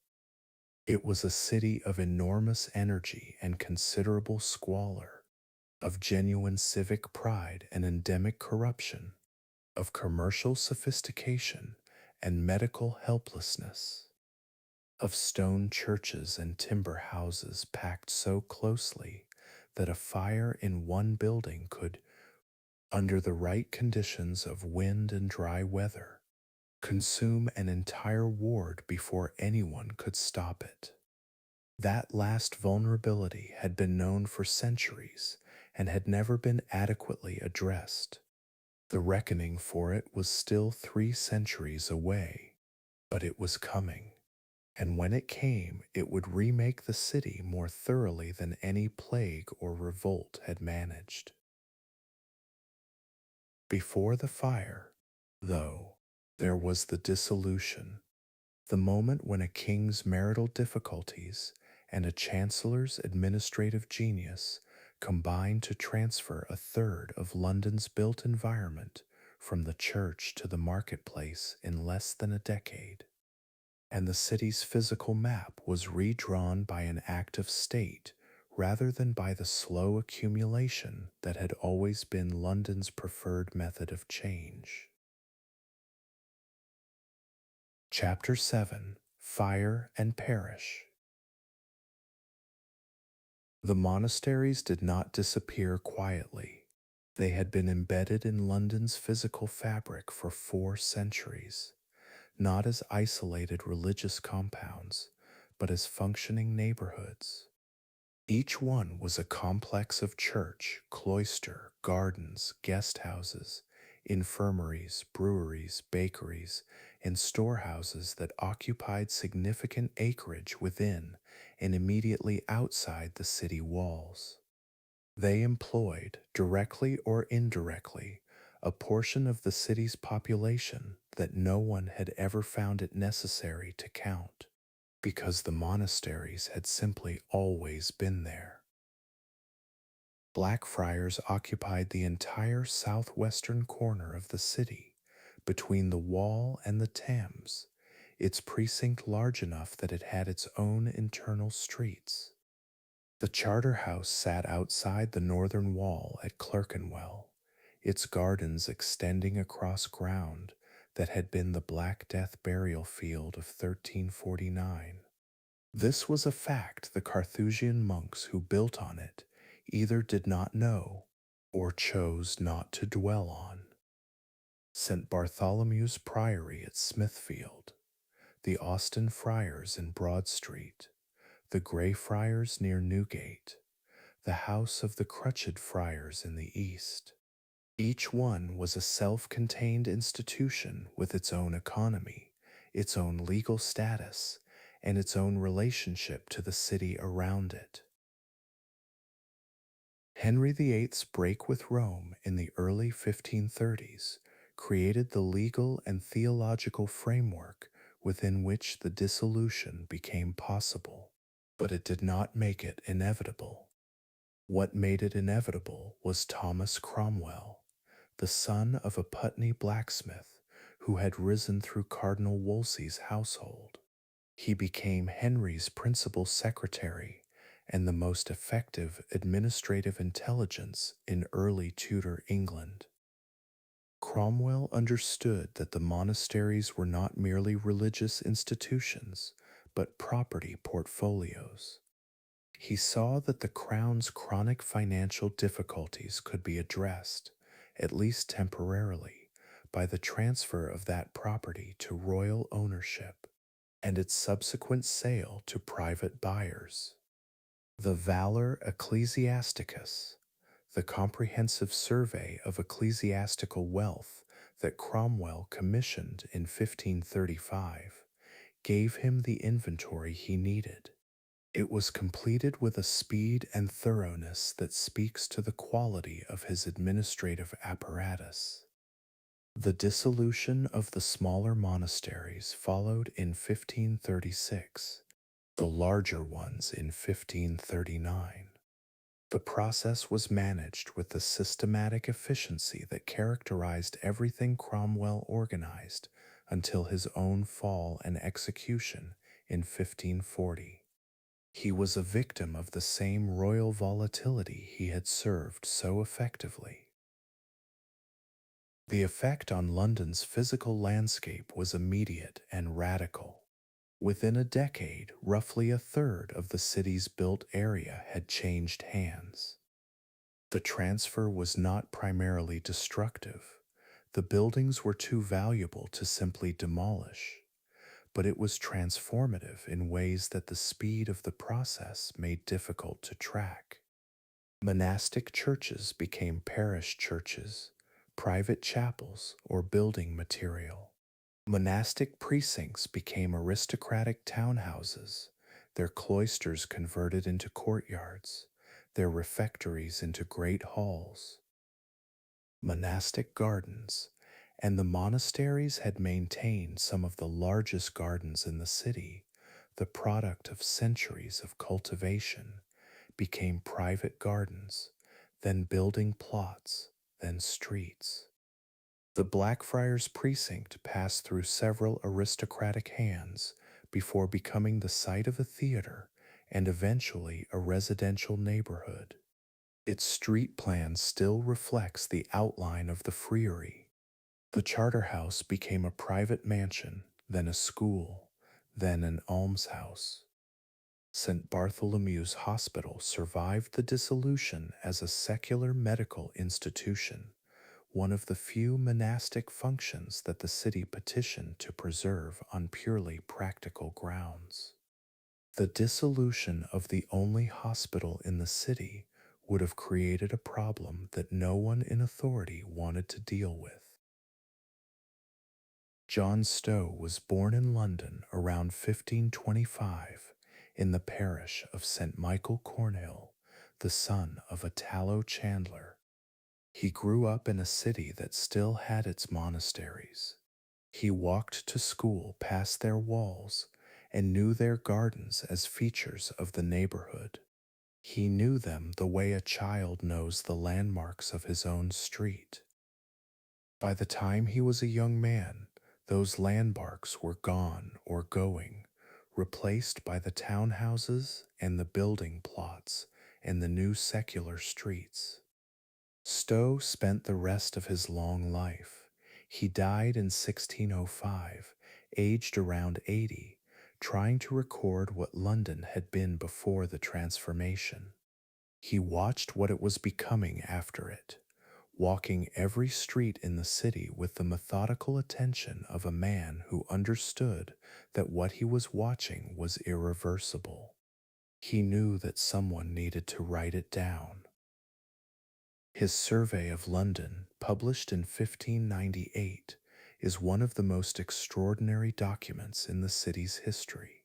It is not a work of political analysis or theological argument, but a physical catalog, street by street, ward by ward. It is a record of everything Stowe could see, had seen, remembered, or had found in the documentary record. He describes the elm trees that once stood at the city's northern edge, already gone by the time he was writing. He records the locations of the water conduits, the lead pipes, and the stone cisterns that had carried fresh water from the Tyburn stream. He notes which ones had been removed or built over since his childhood, marking the loss of the public fountains in the streets. He walks down Cheapside and names every ward, every lane, every church, and every notable building with precision. This allows a modern reader to reconstruct the street almost house by house. He notes where monastic gardens have become private gardens, and where private gardens are already being built over. He sees where the city is pressing outward beyond its walls into the fields and market gardens that had always supplied it. What Stowe records with particular feeling, the feeling of an old man watching a city change faster than he can document, is the loss of open space. The gardens of the dissolved monasteries had been green space within the city, places where the density of the urban fabric was interrupted by something that grew. Their conversion to building plots accelerated a process of infilling that the pressure of London's growing population was driving anyway. The dissolution compressed what might have been a century of gradual change into a decade of sudden transformation. By 1598, Stowe writes of streets and neighborhoods that in his own childhood had been gardens or fields. He reports on the disappearance of a landscape that had existed within living memory and would not return. The city Stowe walked in 1598 was already far larger than the city within the walls. The pressure of population, London's inhabitants numbered perhaps 200,000 by the end of the 16th century, had forced the city outward. It grew in every direction that geography permitted. Eastward along the river towards Stepney and Wapping, the maritime trades accumulated along the waterfront in a dense ribbon. There were shipyards, rope walks, sailmakers, and the industries that served a port. Northward through Clerkenwell and Shoreditch, the suburban growth ran along the main roads and filled the spaces between them. It created the smaller streets and alleys that urban expansion always produces. Westward along the Strand toward Westminster, the road between the two cities became increasingly continuous. It was no longer a journey between two distinct settlements separated by open ground. The theaters had planted themselves just outside the city's legal boundary, in the strip of ground between the wall and the open fields. The theater in Shoreditch, built by James Burbage in 1576, was the first purpose-built playhouse in England. It was a commercial venture premised on the idea that there was a London audience large enough and willing enough to pay for performance. The investment returned a profit. It did. The curtain followed nearby. The Rose opened on Bankside in Southwark in 1587. By the 1590s, the theatrical life of London was sufficiently established that the city's authorities found it essentially impossible to suppress them. The authorities regarded the theaters with consistent suspicion as gatherings of idle people in unsupervised spaces. The city needed the theaters gone. The theaters needed the city's audience. The audience's money settled the argument. The Globe opened in 1599, the year after Stowe published his survey, on the Bankside shore in Southwark. It was built from the recycled timber of the theater in Shoreditch. James Burbage's sons had dismantled their father's building and carried the materials across the river when their lease expired. This piece of practical improvisation says something about the economics of the Elizabethan theater business. The Globe held perhaps 3,000 people when full, standing in the yard around the thrust stage and sitting in the covered galleries. 3,000 people was a significant fraction of a Southwark afternoon. The opening of a new play at the Globe was an event in the city's social life in a way that has no precise modern equivalent. It combined the energy of a sporting event with the energy of a public lecture. The audience was participatory and vocal in a manner that the modern theater's reverential silence would have found incomprehensible.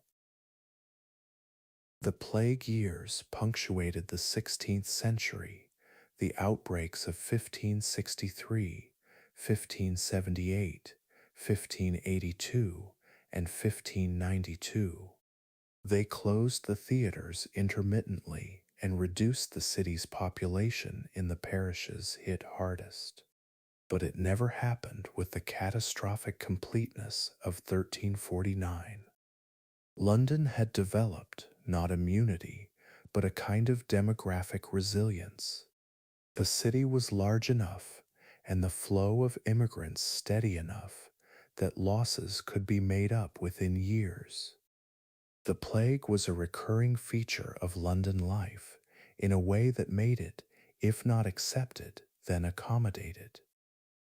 It was a condition of urban existence that the city's residents factored into their calculations, rather than being destroyed by. What the 16th century had not resolved was the city's fundamental vulnerability to fire. London in 1600 was still predominantly a timber city, its buildings packed close, its streets narrow. Its roofs were thatched in the poorer districts and tiled in the wealthier ones, but everywhere they were combustible. The building regulations that required brick and tile construction had been enacted and ignored, enacted again and ignored again. Their enforcement always fell short of the practical reality of a city that was growing faster than its regulations could keep up with. The dissolved monastic buildings had introduced more masonry into the city's fabric, but the domestic and commercial buildings were timber framed. Their upper floors were jettied over the lanes, their construction essentially unchanged from the Saxon city that Alfred had built. Stowe had recorded the city with the love of a man who knew its streets better than almost anyone alive. He did not live to see what happened to those streets 61 years after he finished his survey. But the vulnerability he walked through every day was the kindling. The narrowness of the lanes, the proximity of the buildings, the accumulated timber and thatch of a city building on medieval plots. All that was needed was a night when the wind was right and the summer had been dry. All that was needed was for someone, somewhere, to leave something unattended. In the early hours of September 1666, on Pudding Lane, a baker's oven was left burning. Chapter 8: The Great Rebuilding. The fire started small, as fires always do. Thomas Farriner, the King's baker, had a shop on Pudding Lane near the northern end of London Bridge, and in the early hours of Sunday, September 2, 1666, something in his bakehouse, an oven improperly banked for the night, a spark carried on the dry air of a summer that had produced almost no rain since June, caught and spread to the timber and thatch of the building before anyone was awake to stop it. Fariner and his family escaped through an upstairs window. A maid who could not bring herself to make the same climb died in the building.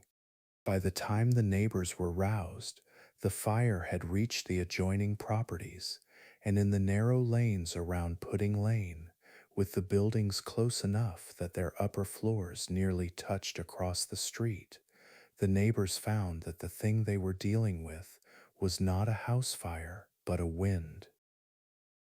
The wind was from the northeast, strong and steady, and it carried burning material ahead of the flames in a way that defeated the standard response to urban fires, the pulling down of buildings in the fire's path to create a gap it could not cross. The gaps were too small. The burning debris landed on the far side of them and started new fires before the old ones had reached the break. Samuel Pepys, who lived to the east of the fire's origin on Seething Lane, and had been woken in the night by his maid with news of a fire she considered unremarkable, looked out in the early morning and saw something he initially took for a distant and ordinary event. He went back to bed. He rose again at 7, looked again, and understood from the color and height of the smoke that what was happening was not ordinary at all. Pepys went to the tower to get a better view, then took a boat on the Thames to observe from the river, and what he saw from the water was a city on fire along its entire southern edge, the warehouses and wharves of the Thames waterfront, packed with the combustible contents of a commercial port, burning in a continuous line from the bridge westward. The river was crowded with boats carrying people and possessions away from the banks. People were throwing their furniture and goods directly into the Thames rather than see them burn. On the northern bank, the fire was moving through the timber-framed lanes of the city with a speed that the narrow streets and the overhanging upper floors accelerated. Each burning building heated the ones beside it and opposite it, so that the fire did not simply spread along the ground, but jumped across the street at the level of the rooftops, the lanes becoming channels of superheated air that ignited everything within them. Pepys went to Whitehall and found the king. Charles II was not, in this crisis, the indolent and pleasure-seeking monarch of his reputation. He organized, he directed, he rode through the city with his brother James, issuing orders, and at one point working a fire pump himself in the vicinity of the temple. The problem was not the king's energy, but the fires. By Sunday evening, it had reached the waterfront warehouses on the Thames, where the city's imported goods were stored: the oil, the tallow, the wine, the coal, and these burned with an intensity that put the fire beyond any hope of controlling by conventional means. The only tool that might work was gunpowder, used to demolish buildings faster and on a larger scale than the fire hooks and the hand engines could manage. The order to use it came too late and was applied too sparingly. The fire burned through Sunday night and through Monday and through Tuesday, and on Wednesday the wind finally dropped and the fire breaks that had been created in the eastern districts held, and the fire ran out of fuel before it ran out of city. John Evelyn walked through the ruins on September 7th, 5 days after the fire had started, and the account he set down in his diary is one of the most precise pieces of observational writing in the English language. He describes a landscape of hot ash and standing chimney stacks. The brick chimneys had survived where the timber walls around them had not, and the shells of stone buildings whose interiors had been gutted. The pavements of the streets were still warm underfoot. The foundations of demolished buildings smoldered.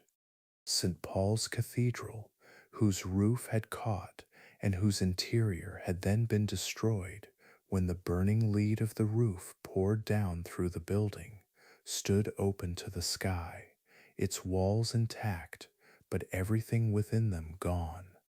The stones of the cathedral, Evelyn noted, flew like grenades as they cracked in the residual heat, a sound audible at a considerable distance, the city's own architecture detonating in the aftermath of what had consumed it. The scale of the destruction was recorded with the precision of a society that kept accounts. 13,200 houses destroyed. 87 churches, including St. Paul's, the Royal Exchange, the Custom House, the Guildhall, the Bridewell, the three city gates of Ludgate, Newgate, and Aldersgate, 373 acres within the walls burned, and another 63 outside them. The area destroyed amounted to roughly 4/5 of the city within the Roman wall, the same wall that had defined London's boundary for 1400 years, now enclosing a field of ash and salvage. Remarkably, the recorded death toll was very low, a handful of people, almost certainly an undercount, since the poor who lived in the most crowded and most completely destroyed districts left fewer records than the merchants and aldermen who survived and rebuilt. The fire killed the city's buildings more thoroughly than it killed its people, because the people could run and the buildings could not. Pepys, in the days before the fire reached his own street and the immediate danger became personal, buried his valuables in his garden, his wine, his papers, and, in a detail that has charmed readers of his diary ever since, a wheel of Parmesan cheese. The cheese survived. So did Pepys, who spent the night of Monday, September 3rd, digging a pit in his garden with Sir William Penn, his neighbor, to bury their wine and other goods, both of them in their nightgowns, by the light of the fire that was consuming the city to their west. The domesticity of the image, two men in nightgowns digging while London burned, captures something true about the experience of disaster in a large city. It is simultaneously catastrophic and mundane, the vast destruction proceeding alongside the small human calculations of what to save and where to put it. Charles II received 3 plans for rebuilding the destroyed city within days of the fire's end. Christopher Wren submitted his within 6 days. John Evelyn submitted his shortly after. Robert Hooke, who would become the city's official surveyor and do more of the actual rebuilding work than either of the others, had his plan ready within a week. All 3 proposals rationalized the medieval street plan into something more ordered, wider streets, regularized blocks, the kind of rational urban geometry that the Renaissance had made fashionable and that the fire had provided, for the first time in London's history, the opportunity to implement. Wren's plan was the most ambitious, proposing broad avenues radiating from nodal piazzas in a scheme that owed something to Rome and something to Paris, and would have produced a city of genuine architectural coherence. Evelyn's plan was similarly rationalist. Hooke's was more pragmatic, but still represented a substantial departure from what had stood before. None of them were built.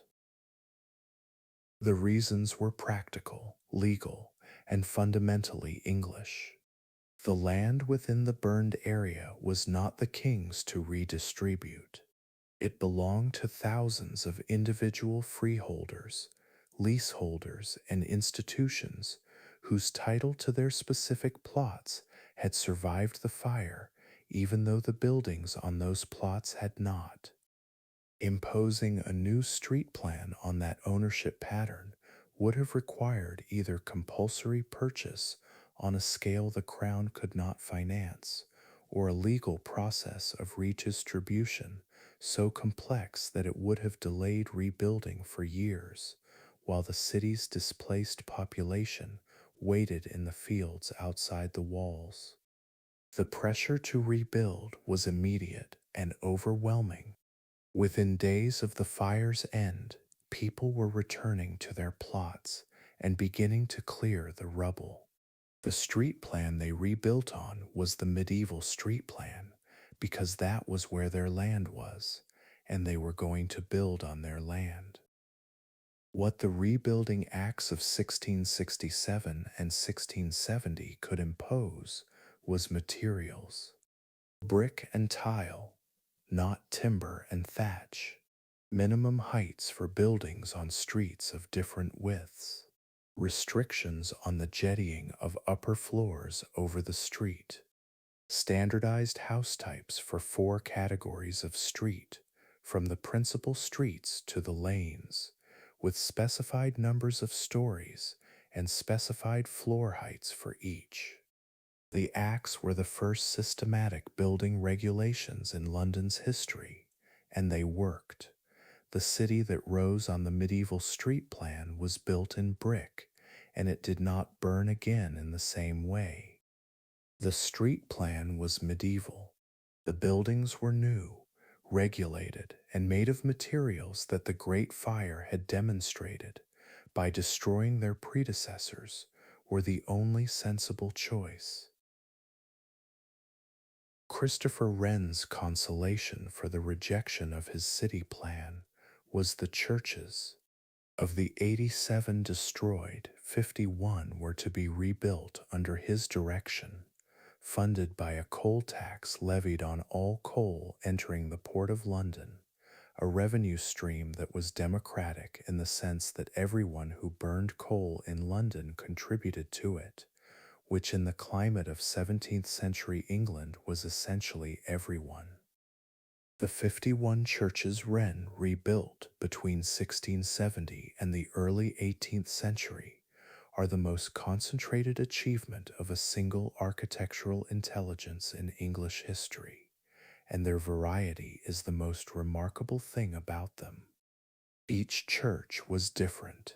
Each one was a solution to a specific problem.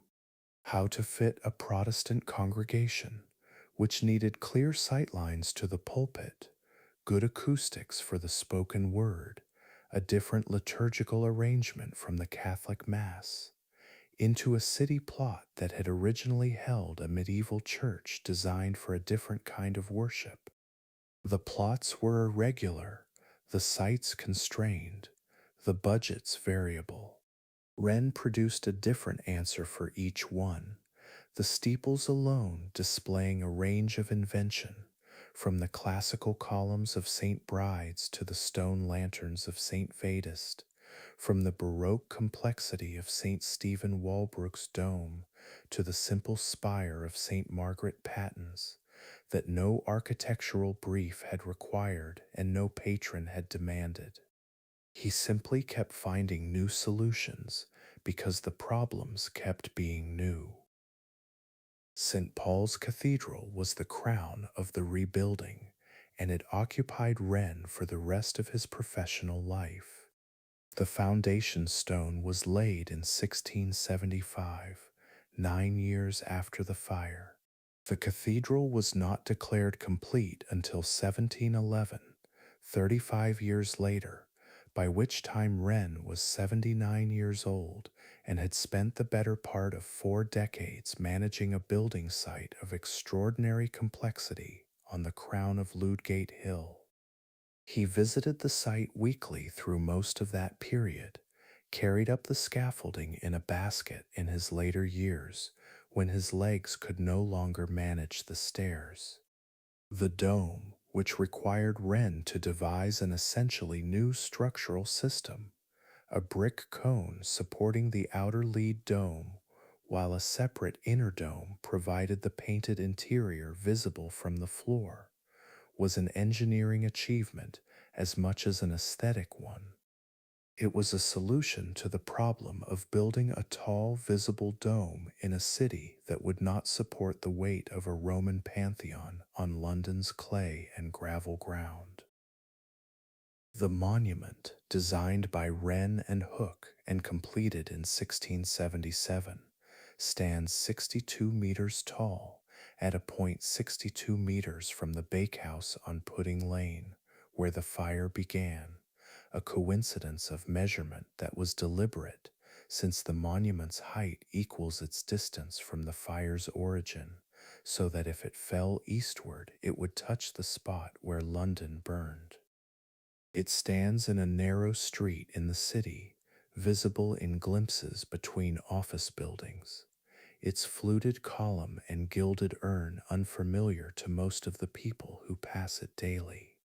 At its base, an inscription records the fire and its consequences, and until the 19th century included a sentence blaming the Catholics for starting it, a claim without foundation that was eventually removed, but which had been carved into the stone for over a century and a half before anyone in authority found it objectionable enough to act on.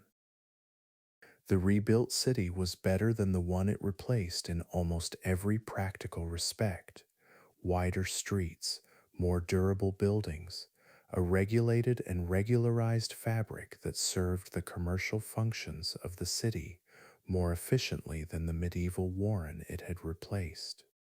It was also, almost immediately, too small. The city's population had not been destroyed by the fire.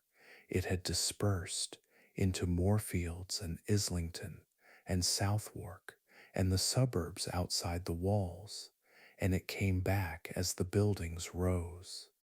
The London that emerged from the rebuilding was a city that already knew it could not be contained within the walls that Wren's churches marked, and the pressure outward, westward particularly, into the fields between the city and Westminster, was building with an energy that the next century would release in the most systematic and geometrically elegant expansion the city had ever seen. Chapter 9: Georgian Orders.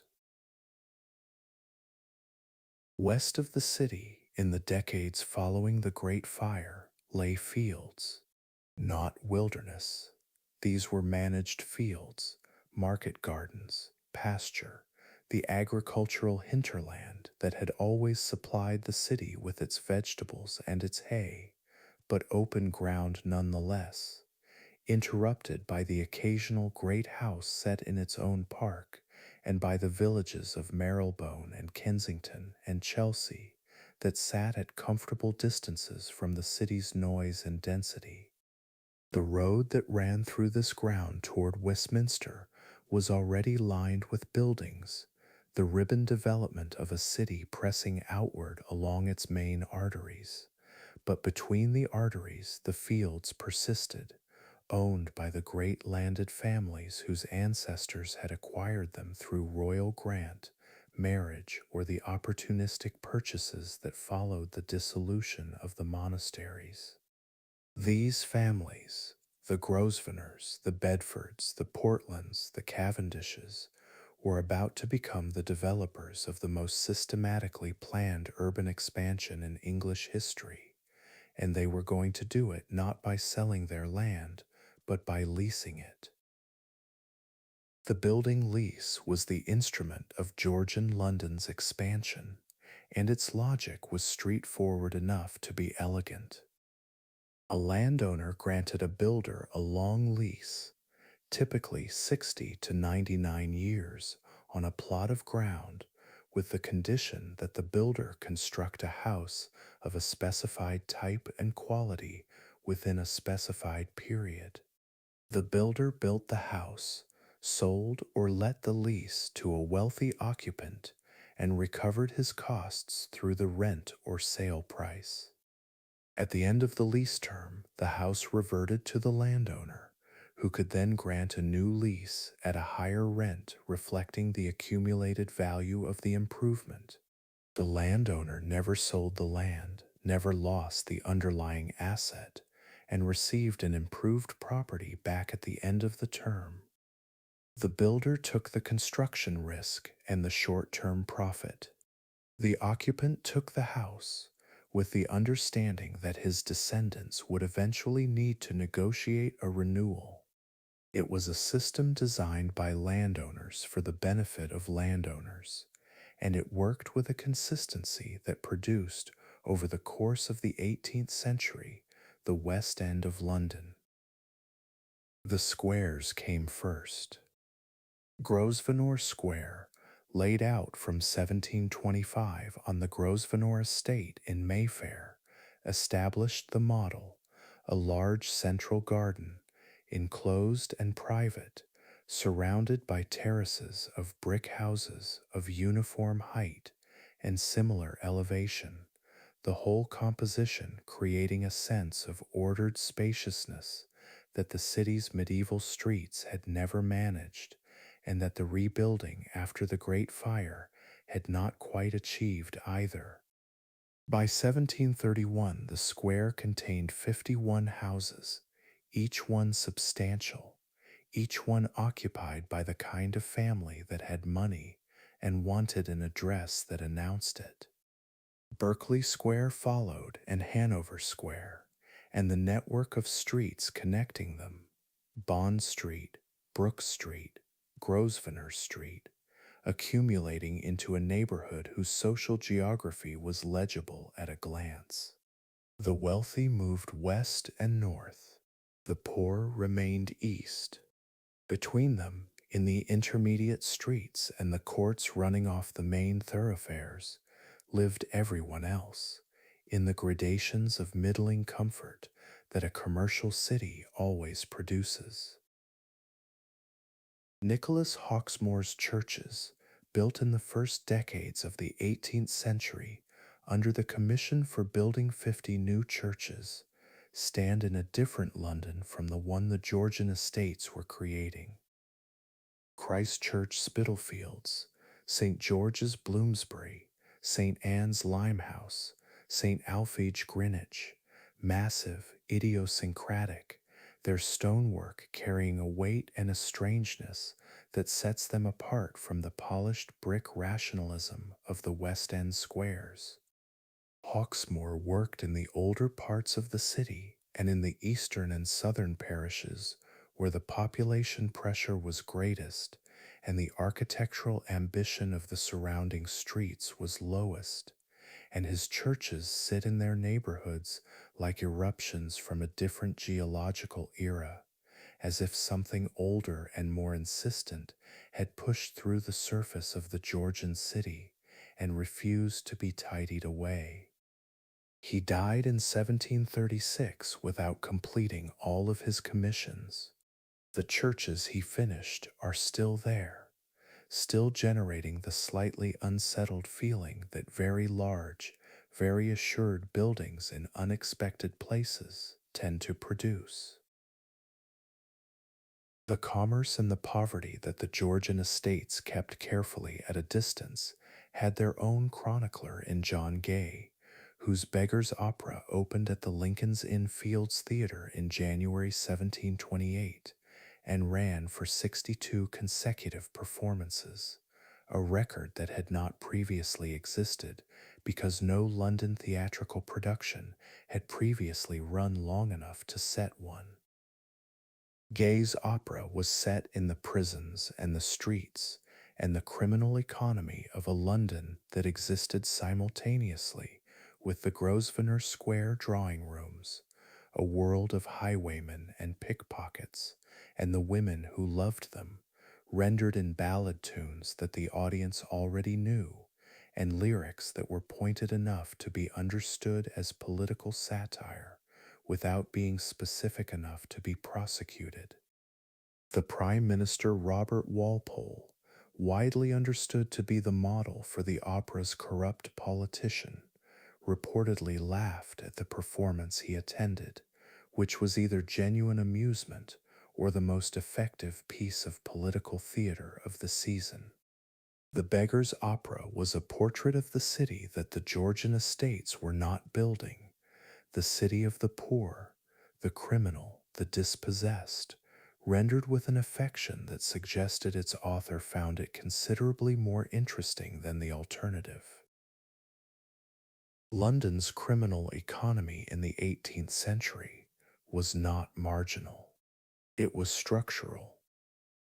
The city's growth had outpaced its institutions, its courts, its constabulary, its systems of poor relief, and the gap between the city's wealth and the conditions of its poor was wide enough to sustain an entire shadow economy of theft, receiving, fraud, and the hundred varieties of street crime that a dense urban population generates when legitimate employment does not absorb everyone who needs it. The Bow Street Runners, established by the magistrate Henry Fielding in 1749 as London's first professional detective force, were a small and underfunded response to a problem of considerable scale.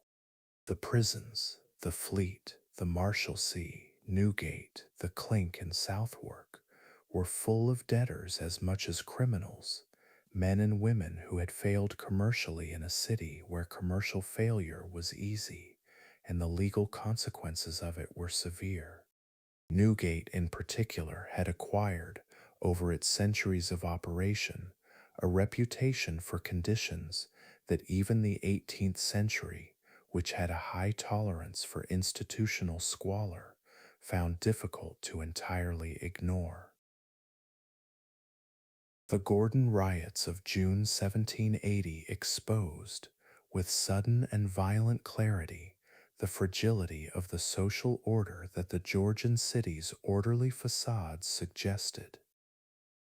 Lord George Gordon was a member of Parliament and the president of the Protestant Association, an organization that had formed in opposition to the Catholic Relief Act of 1778, a modest piece of legislation that had removed some of the legal disabilities under which English Catholics labored and had provoked, in certain quarters, a response entirely disproportionate to its actual provisions.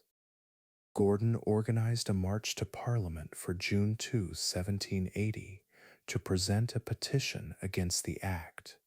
The march assembled on St. George's Fields in Southwark and crossed the river, a crowd estimated at between 40 and 60,000 people, many of them wearing blue cockades, filling the streets around Westminster in numbers that the parliamentary authorities found deeply alarming.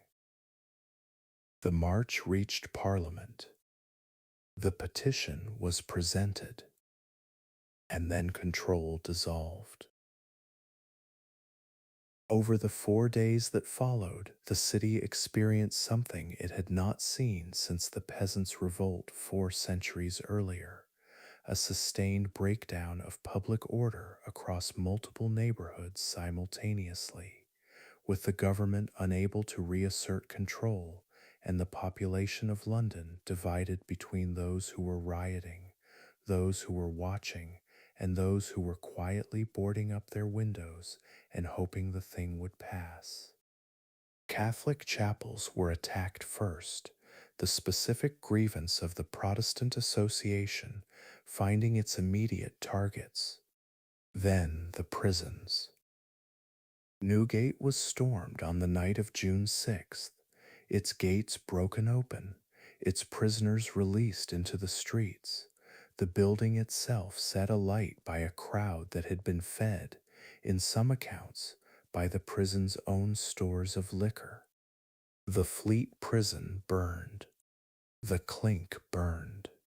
The King's Bench burned.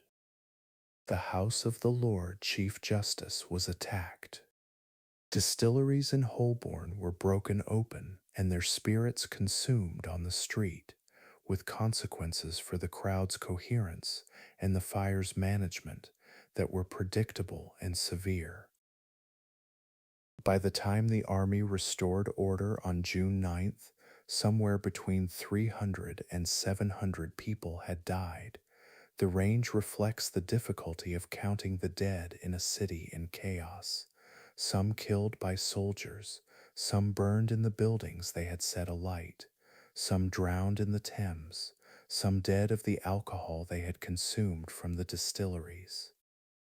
Newgate was rebuilt within 5 years, its new walls thicker and its design adjusted by the architect George Dance the Younger to make it look more deliberately forbidding, a prison that announced its function through its architecture, its blank rusticated stonework, a deliberate rejection of the decorative tradition that had made its predecessor look, from the outside, like a large and gloomy house. The Gordon riots passed into London's memory as the moment when the city had looked into a particular abyss and drawn back, the specific religious grievance resolved, the underlying social tensions that had amplified it unaddressed and unresolvable by any single act of legislation.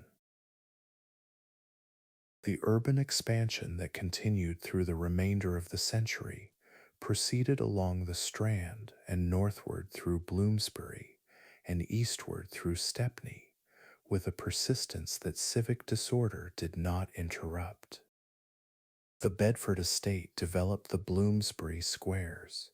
Bedford Square, completed in 1783, is the only complete Georgian square surviving in London, their brick terraces and central gardens repeating the Mayfair formula in a neighborhood that was somewhat less fashionable and somewhat more accessible to the professional middle classes, the lawyers and doctors and scholars whose incomes were sufficient for a good address, but whose social standing placed them a step below the aristocratic occupants of Grosvenor Square.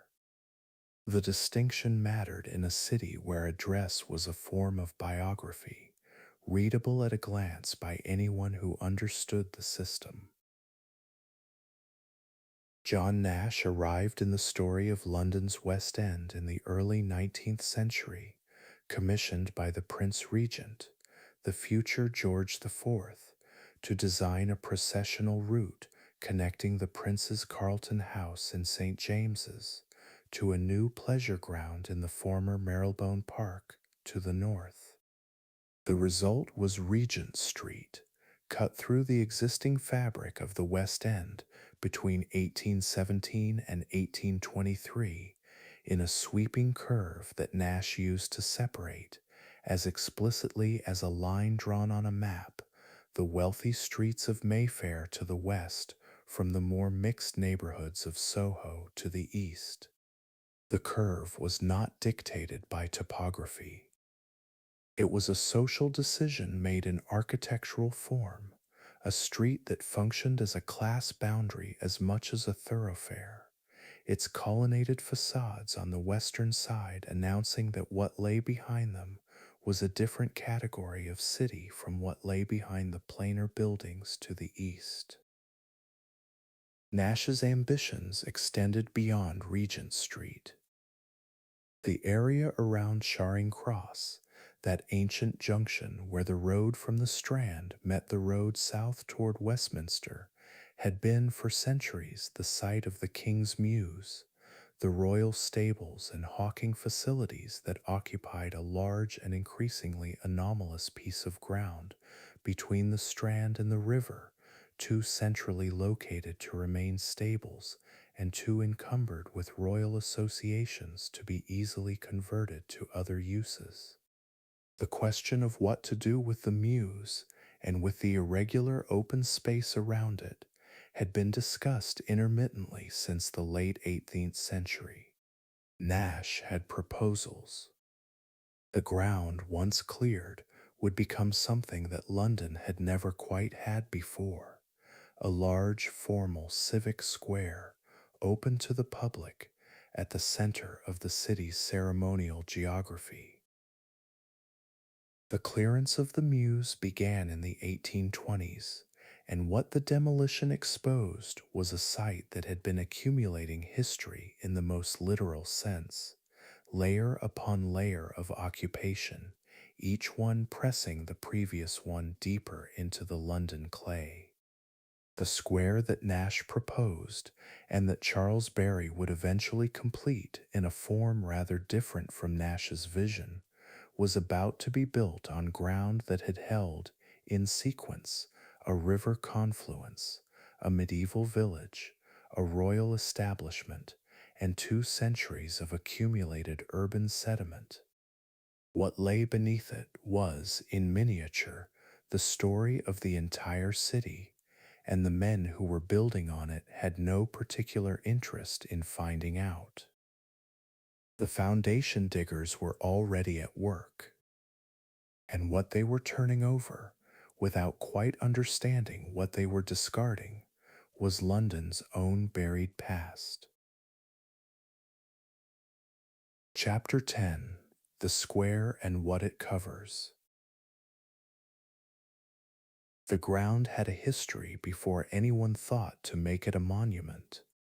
The site was defined by layers of time, long before the city claimed it as a centerpiece, long before the King's Mews stood there, before the medieval village of Charing accumulated around the Eleanor Cross that Edward I erected in 1291 in memory of his queen. The site was defined by water. The Tyburn, one of London's lost rivers, a stream that rose on the heights of Hampstead and ran southward through what is now Regent's Park and Mayfair, sent a tributary eastward across the ground that would become the square. This tributary, known in medieval records as the Cockney Brook, joined another small watercourse near the Thames bank in a marshy confluence.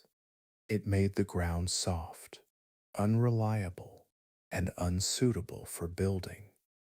The people who settled around Charing Cross in the medieval period built on the drier ground to the north and west. They left the marshy area as the kind of open, ambiguous space that medieval cities always found uses for. Edward I's Eleanor Cross stood at the top of what is now Whitehall. It was the last of 12 crosses erected at each overnight stopping place of the funeral cortege, carrying the body of Eleanor of Castile from Nottinghamshire to Westminster in 1290. Eleanor had died at Harby in Lincolnshire in November of that year.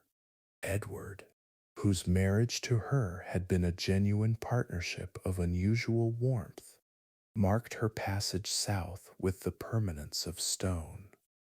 The Charing Cross was the finest of the 12, elaborately carved, its Eleanor standing in niches on each face of the hexagonal structure. The whole thing rose perhaps 7 meters above the road. It stood for 3.5 centuries before the Long Parliament demolished it in 1647. Its Christian imagery and royal associations made it an appropriate target for men who had just fought a civil war. The Victorian replica that stands in the forecourt of Charing Cross Station was erected in 1865. It is a sentimental reconstruction that bears only a general relationship to what the original looked like. The royal mews that replaced the Cross's neighborhood was not what the word suggests to a modern ear. A mews was a place for keeping hawks during their molting season, from the French muer, to molt. The royal mews at Charing had been established in the 14th century as housing for hunting birds. This function gives some sense of how open and semi-rural the ground around Charing still was. The hawks were gradually displaced by horses as the centuries passed. By the Tudor period, the mews had become primarily a stable complex for the monarch's carriage horses. By the late 18th century, It occupied a substantial rectangular enclosure on the north side of the road between the Strand and Whitehall. Its function was increasingly anomalous in a neighborhood that was becoming central to the capital. The decision to clear the Mews and create a public square was not made quickly or cleanly. It accumulated through a series of proposals, revisions, and compromises that extended across 2 decades. John Nash proposed a scheme in the early 1820s as part of his Regent Street improvements. He envisioned a space that would provide London with the kind of grand civic square that Paris had possessed since the 17th century. Nash's scheme was modified and eventually superseded by the death of George IV in 1830. The arrival of William IV brought different advisors and different enthusiasms to the project. Charles Barry, who would design the rebuilt Houses of Parliament, produced the layout that was eventually adopted. It was a formal rectangular space with the National Gallery along its northern edge. The demolition of the Mews in the late 1820s and early 1830s was where the ground gave up what it had been holding. The accounts of what the workmen found are not systematic. Fragmentary reports survive in the correspondence of interested parties. They describe a site of unusual depth and complexity. Medieval stonework appeared at various levels. Its character suggested the remains of structures associated with the Hospital of St. Mary Roncesvalles. This was a small religious house that had stood near the Charing Cross since the 13th century. The course of the Cockney Brook was traceable in the stratigraphy as a band of darker, wetter soil. Its channel was long since filled with the accumulated debris of centuries, but still distinct in the ground. Human remains appeared. They appeared at more than one location across the site in deposits that suggested multiple periods of interment. Some were possibly associated with the churchyard of St. Martin in the Fields. Others represented the kind of opportunistic burial that open ground in a medieval city tended to accumulate. The workmen dealt with these remains in the manner of the 1820s. They were removed, recorded in no systematic way, and presumably reburied somewhere or simply discarded. The instinct to record and understand what the ground was saying had not yet become a reflex. The soil was seen as a barrier rather than a record. Pottery appeared, medieval sherds of coarse wares and glazed jugs. These were the everyday vessels of the 13th and 14th centuries. Their presence confirmed that the ground had been occupied during the period when Charing was a distinct settlement. It was a stop on the road between London and Westminster. Tudor brickwork appeared at shallower levels. These were the remains of structures associated with the Mews in its earlier phases. The mortar was still pink and relatively fresh. Tudor brickwork often looks this way when it has been sealed under later construction.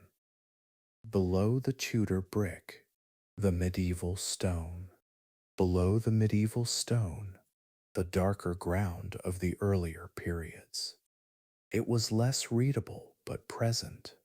The city's own sediment laid down in a slow way. Everything was being compressed into the London clay. Nelson's column was not part of Barry's original scheme. The question of how to commemorate the admiral had been debated since shortly after the Battle of 1805. The column was proposed in the 1820s and finally approved in 1840. The Devonshire granite column was raised in stages. Its sections were visible above the London roofline as they were added. The whole structure reached its full height of 51.6 meters in 1843. The sandstone figure of Nelson was carved by E.H. Bailey, 14 feet tall. Its details are invisible from the ground below. The figure of Nelson on his column is too high to see properly from street level. The empty right sleeve and the decorations on the coat are lost at that distance. The figure resolves into a silhouette against whatever the London sky is doing. This is not a failure of the design. A column of that height is about the assertion of vertical presence. It is a statement that this spot matters enough to punctuate the skyline. The square below the column is organized around that assertion. The geometry is designed to give the column room to be seen from multiple angles. Edwin Landseer's lions arrived 14 years after the column, in 1867. They were cast in bronze from cannon metal captured at Trafalgar.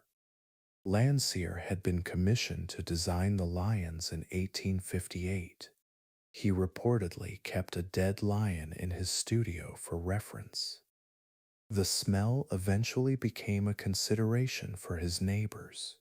His difficulty in committing to a final design extended the process far beyond expectation. When the lions were finally installed, they were immediately criticized. Some observers said they were too docile, like sleeping dogs. Landseer acknowledged that his lions looked more comfortable than fierce. This has not prevented them from becoming the most photographed animals in London. The square was built on ground that knew nothing of any of this. Below the Yorkstone paving and the foundations, the layers of the past continued to sit. The medieval pottery, the Tudor brick, and the trace of the Cockney brook remain. The human remains from the periods of burial are still there. The square gave the site a new identity so completely that the previous ones became inaccessible. They were sealed and compressed by the weight of what was built. This is the story of the entire city. Every act of building in London is an act of covering. Every act of covering preserves what it covers, even as it makes it inaccessible. The Roman fire layer that Boudica left is still in the ground. The Bronze Age sword is still in the river silt somewhere. It waits for the dredge or the tide to bring it back. The Eleanor Cross is gone, but the ground where it stood still exists. It holds the memory of the road junction that made that spot significant. Trafalgar Square does not announce any of this. It announces Nelson and the Navy and the nation's sense of itself. The rest it keeps quietly in the dark and the pressure below the paving. Cities keep everything they have ever been. It is not gone, simply underneath. It waits for the right question to be asked of the ground. The question the Victorian city was about to ask was different. It was not about the past, but about what was happening right now. The city had grown large enough to be killing itself with its own waste. It required not an archaeologist, but an engineer. Chapter 11: The Victorian Engine. By 1850, London contained more people than any city in the world had ever contained. The population that had stood at around 1 million at the century's opening had doubled and was still growing.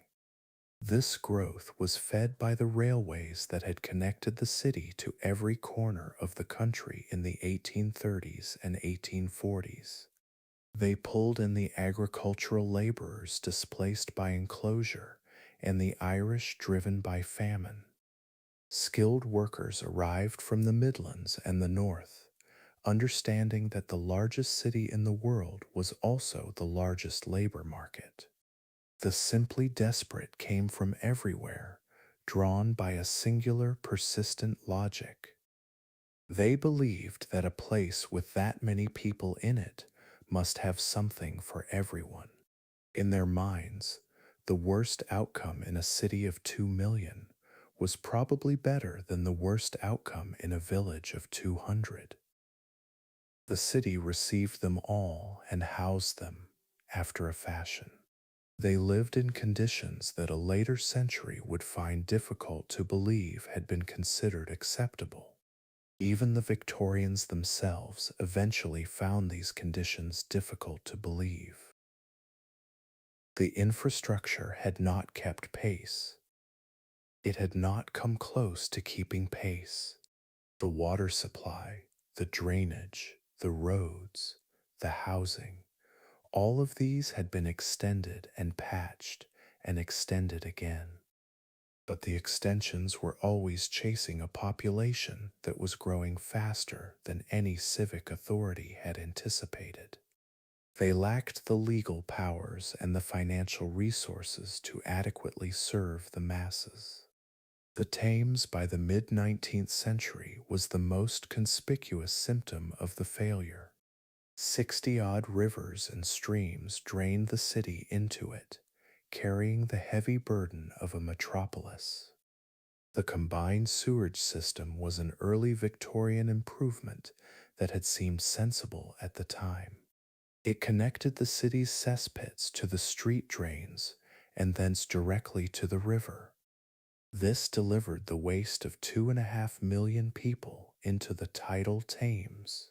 The water was no longer wide enough or fast flowing enough to dilute and disperse what it was receiving. The river through central London was, in the plainest terms, an open sewer. Its surface was dark and malodorous, its banks lined with outfall pipes from a failing system. Cholera had come 4 times since 1831. The outbreaks of 1832, 1849, 1854, and 1866 had killed tens of thousands of Londoners collectively. Their distribution across the city was still a mystery in 1832. By 1849, the cause was still fiercely contested among the medical community. Authorities leaned toward miasmatic theories of disease transmission. They believed the illness lived in the bad air rather than the geography of contaminated water supply. John Snow's investigation of the 1854 Soho outbreak changed everything. He mapped the cholera cases street by street and identified the Broad Street pump as the source. By removing its handle and ending the local epidemic, he performed one of the founding acts of modern epidemiology. His conclusion was simple. Cholera was transmitted through water, not air. The medical establishment resisted this conclusion with great persistence. They typically rejected ideas that required them to revise their long-held assumptions. The miasma theory was not officially abandoned until years after Snow's work. By then, the infrastructure argument had been settled on practical rather than theoretical grounds. Whatever caused cholera, the Thames smelled terrible. Something needed to be done about the river. The summer of 1858 settled the argument by making it impossible to avoid. The heat that July was sufficient to accelerate the biological processes in the river. The smell became not merely unpleasant, but physically overwhelming across the entire central city. Parliament sat in the new Palace of Westminster directly beside the water. Charles Barry's building was still under construction. Its Gothic revival facades rose in a grandeur that the river itself was doing its best to undermine. The smell penetrated even into the debating chambers. The curtains were soaked in lime chloride in an attempt to filter the air coming off the water. They helped imperfectly. Members of Parliament had legislated against any number of urgent public health proposals over the preceding 2 decades. In the summer of 1858, they discovered that the problem had reached them personally. Personal proximity to a problem has always been the most reliable accelerant of political will. Joseph Bazalgette had been waiting for this moment for several years. He was the chief engineer of the Metropolitan Board of Works. This body was established in 1855 to coordinate infrastructure across a patchwork of competing parish authorities. Bazalgette had drawn up a comprehensive plan for intercepting London's sewage. He wanted to catch it before it reached the Thames and carry it downstream. It would be discharged on the ebb tide into the estuary far from the city's heart. The plan had been revised, submitted, criticized, and shelved. The Board of Works had largely managed to replicate the bureaucratic process it was meant to streamline. In the weeks following the Great Stink, as the summer of 1858 came to be known, the commission was granted. The plan was pulled from the drawer and authorized for construction. What Bazalgette built over the following decade was the largest civil engineering project London had ever undertaken. It remains one of the largest ever completed beneath a functioning city. The system involved 1,300 miles of street sewers. These fed into a network of main sewers that ran parallel to the Thames on both banks. They collected flow from the tributaries and carried it eastward in interceptor tunnels. Pumping stations at Abbey Mills and Crossness used steam engines to lift the sewage. The waste was moved into reservoirs that discharged it into the Thames estuary on the ebb tide. The North Bank sewers ran through the old shoreline of the Thames. Bazalgette's solution to the problem of routing them through this mud was to build an embankment. The Victoria Embankment, completed in 1870, reclaimed 52 acres from the river.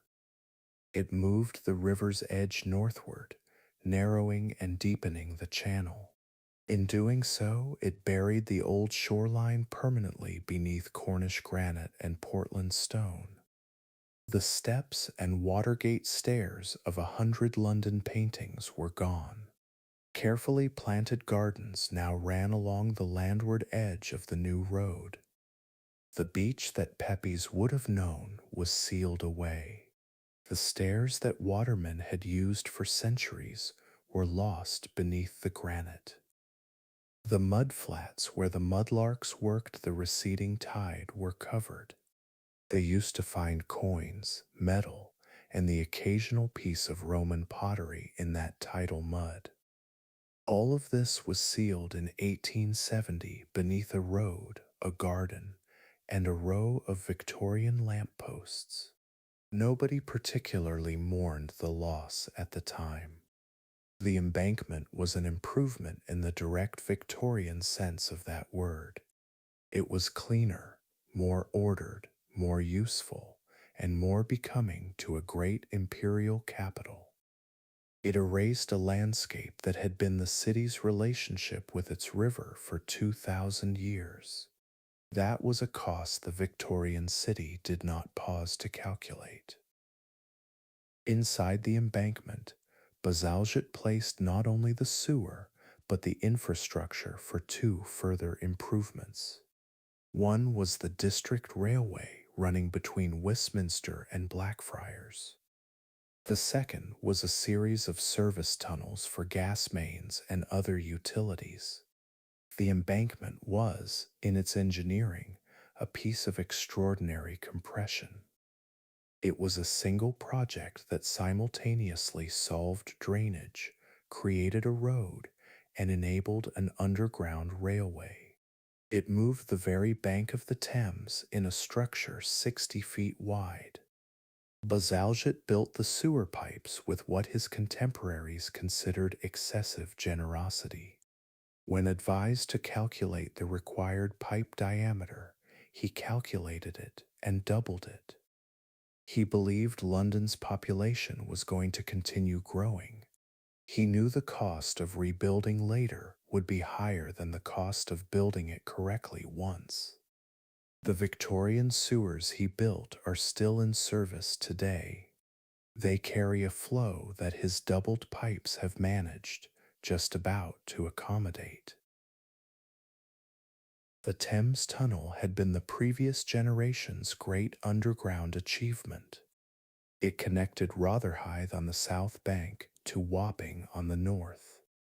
It was designed by Mark Brunel and executed largely by his son, Isambard Kingdom Brunel.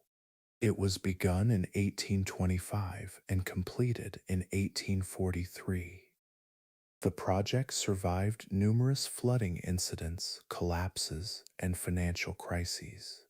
There was even a pause of 7 years when the money ran out.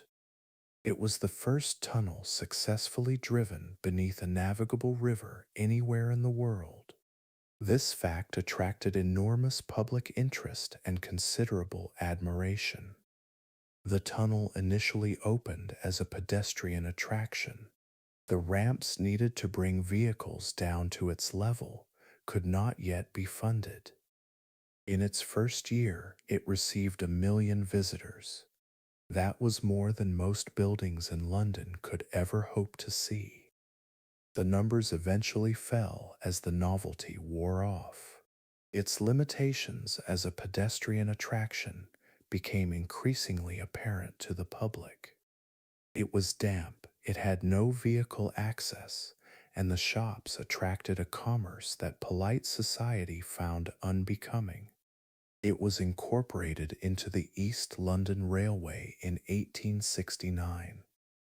This gave it the traffic its ambitions had always required.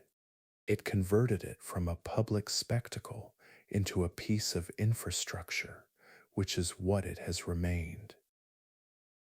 The Metropolitan Railway was a different kind of underground entirely. It preceded the East London line by 6 years. The Thames Tunnel had been driven through waterlogged ground using shield tunneling techniques. The Metropolitan used the method of cut and cover construction. This involved digging a deep trench along the line of the route. Workers built the tunnel walls and roof within the trench, then reinstated the road above. The method was comparatively simple and comparatively disruptive. It required the excavation of the streets and the temporary demolition of whatever stood in the way. The first section ran from Paddington to Farringdon Street, opening in January 1863. It passed beneath the Marylebone Road and the Euston Road. The project required years of negotiation, excavation, and reinstatement. On the opening day, the Metropolitan carried 38,000 passengers. This number surprised even its promoters. It established that there was a massive demand for underground urban transport. Surface railways and horse omnibuses had not satisfied the needs of the city.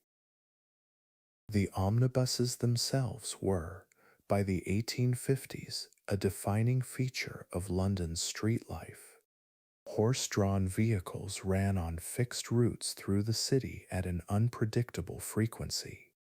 Journey times were a matter of negotiation with the horses and the cobblestones. Charles Dickens walked London compulsively and wrote about it with great attention. He had grown up poor enough to know every corner of the city.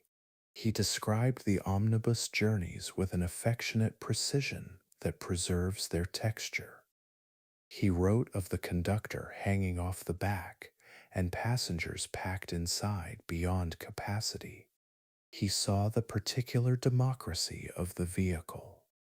It put a clerk beside a tradesman beside a servant girl.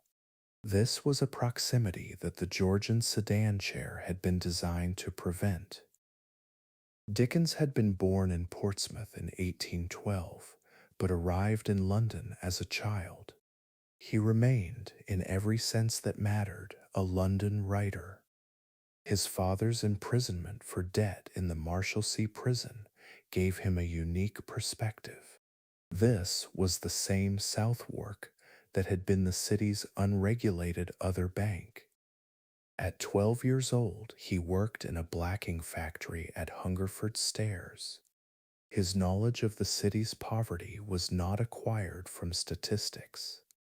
It came from living inside it and walking through it daily. He understood geography from the perspective of a child with no money and no prospects.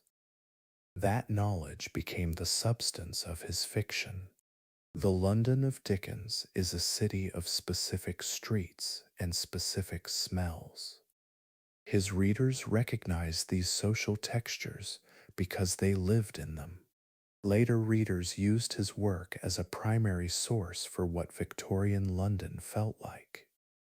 This is a tribute to his accuracy. It is also a reminder that a novelist's London is always a selected London. It is organized around the novelist's own preoccupations. The city that Dickens walked and Basalji engineered had begun to change. By the 1860s, it began to understand itself as something requiring systematic description.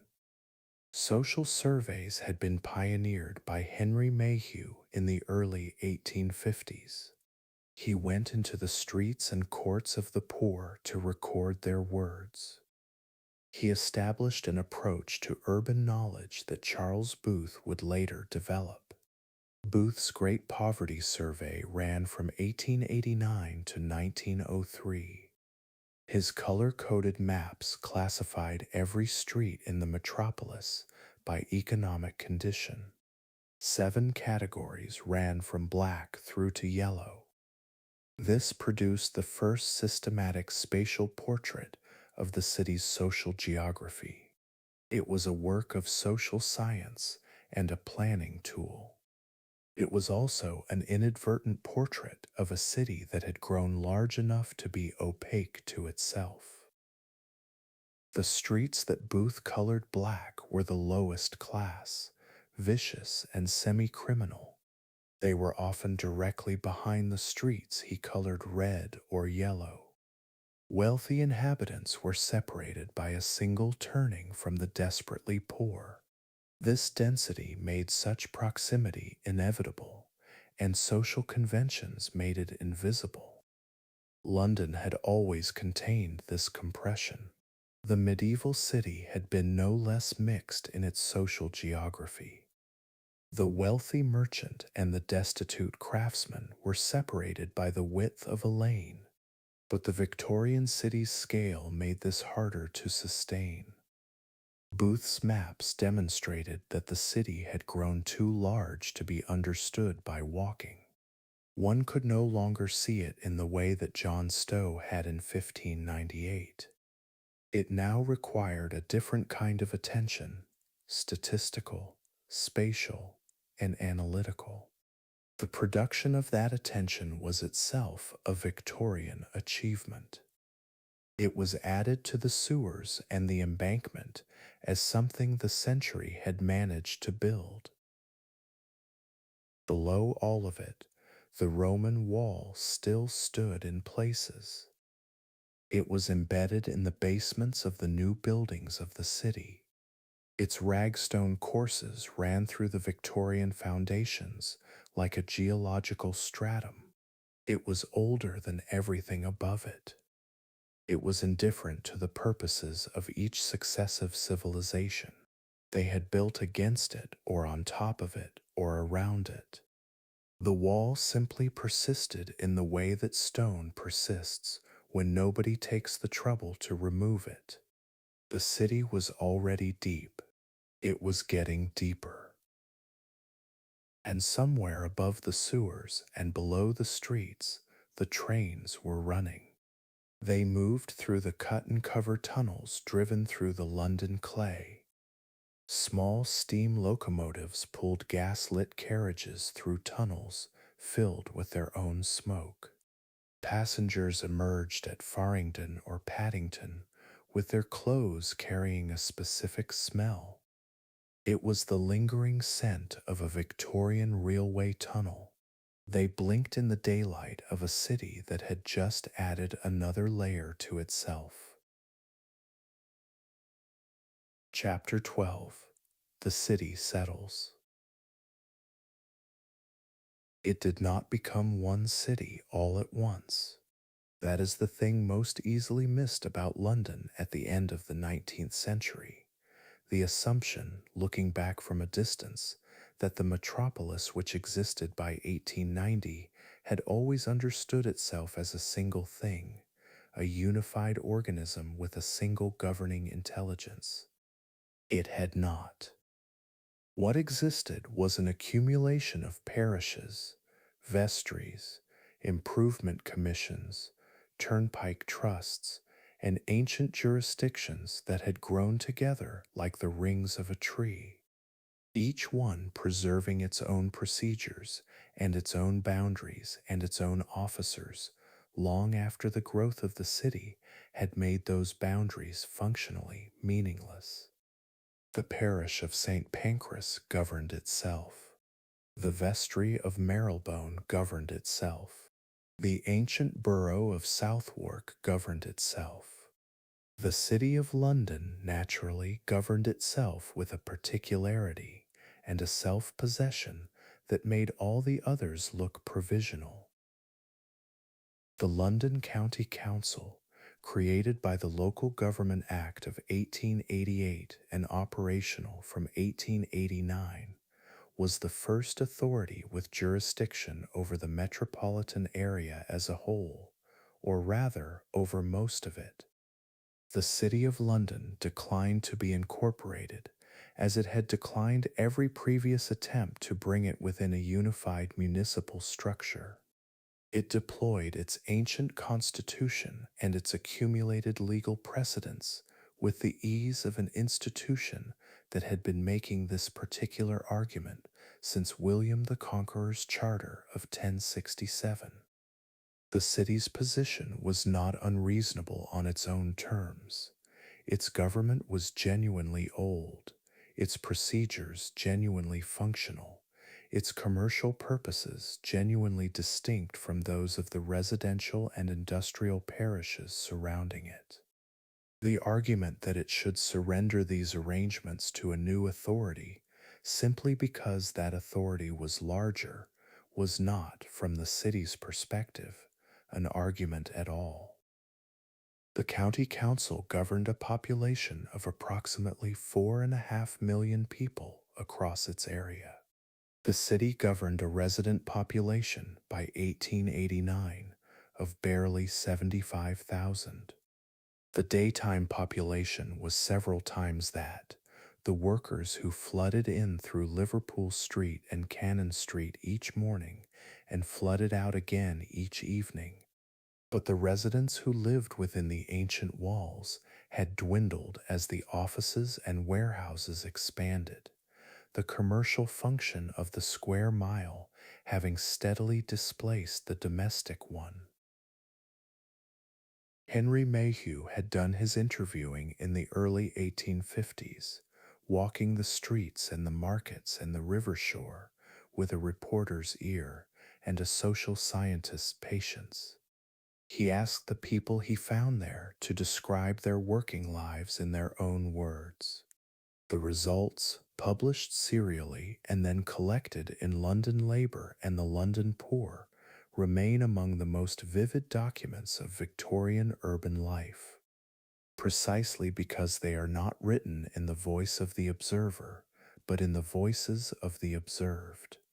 The costermongers, the street sellers, the mudlarks, the crossing sweepers, the rat catchers, the pure finders who collected dog dung from the streets and sold it to the tanning yards. These were rendered in the specific London speech of the mid 19th century with an accuracy that later historians have verified against other sources. One of the men Mayhew interviewed was a costermonger, a street seller of fruit and vegetables, who described his daily route through the city with the precision of a man who had walked it so many times that its geography had become part of his body. He rose before 4 in the morning to buy his stock at the wholesale market at Covent Garden, loading his barrow in the dark with whatever was cheapest and most saleable that day. His route ran eastward through the streets of Holborn and Clerkenwell and into the working class neighborhoods beyond, where his customers lived in the courts and alleys that the main streets concealed. These were the places that Charles Booth's maps would later color blue or black, the invisible interiors of London blocks that a visitor walking the main thoroughfares would never find. He knew which streets had money for oranges on a Tuesday and which streets waited until Thursday. He knew which landlady would chase him off and which would buy a pennyworth of greens for her kitchen. He knew the city at the level of the specific turning, the individual threshold, the particular woman who always wanted the same thing, and the particular man who always haggled regardless of the price. His London was the same city that Nash had planned, and Bazalgette had engineered, and Booth would map, and it bore almost no relationship to any of those versions.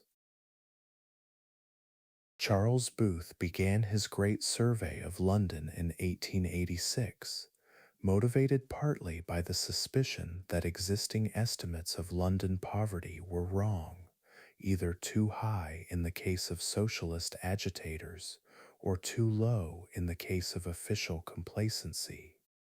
He was also driven by the conviction that the only way to know what was true about a city was to measure it. His method was systematic.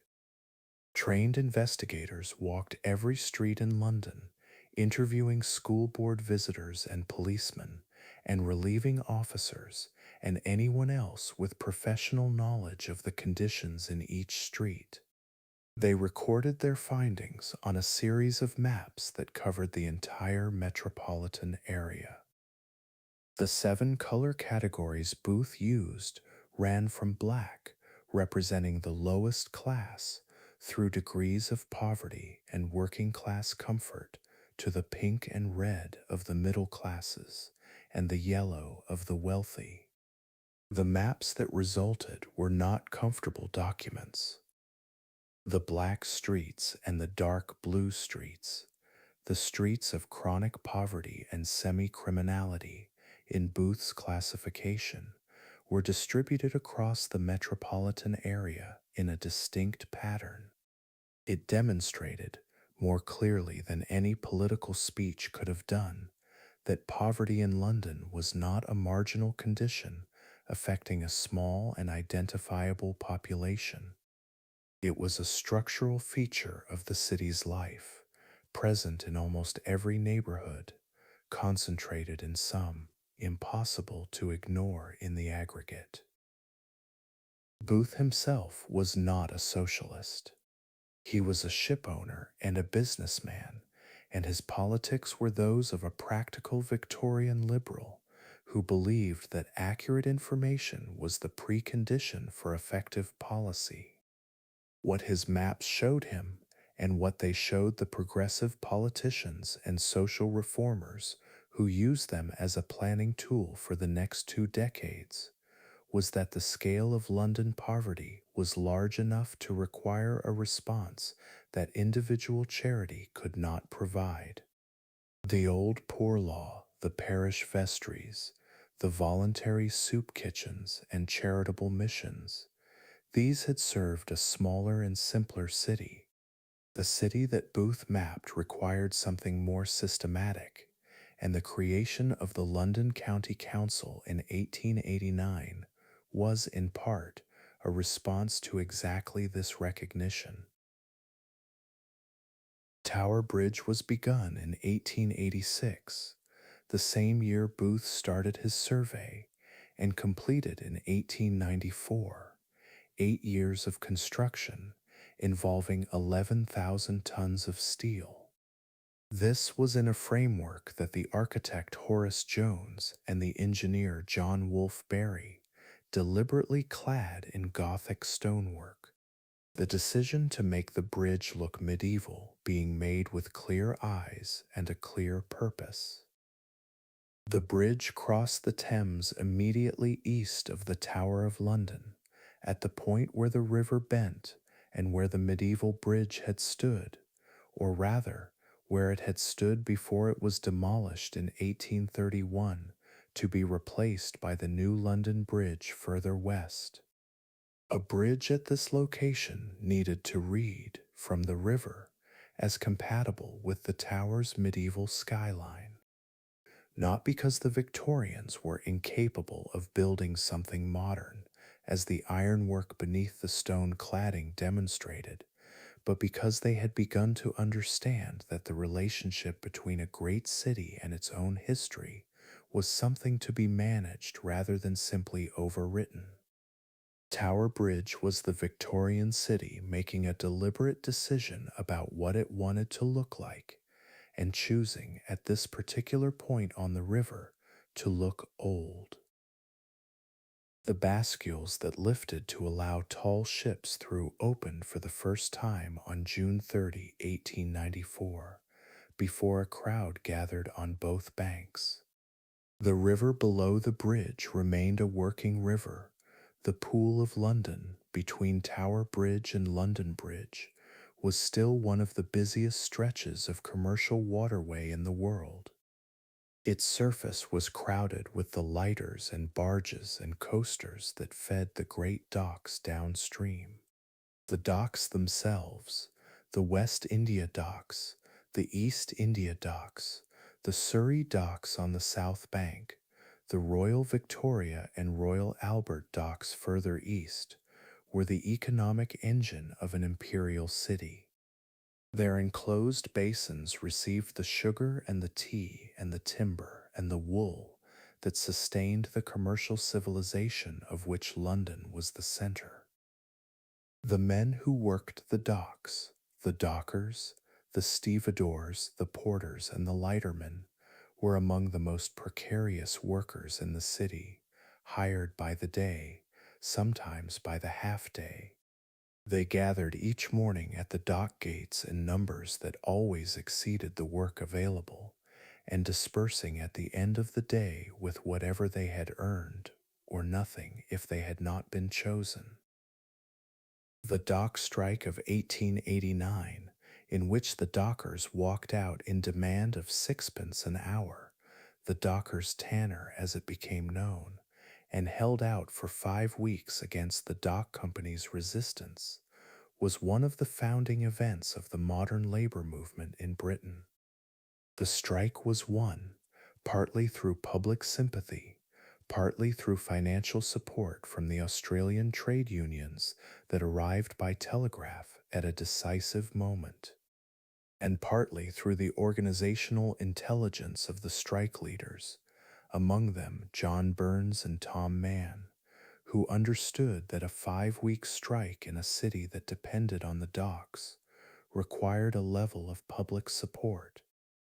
The dockers' processions through the city, orderly, disciplined, carrying their tools as emblems of their trade, were a deliberate performance of respectability, designed to demonstrate to the middle-class London that watched them that these were not the dangerous mob of the Gordon riots, but working men making a legitimate claim.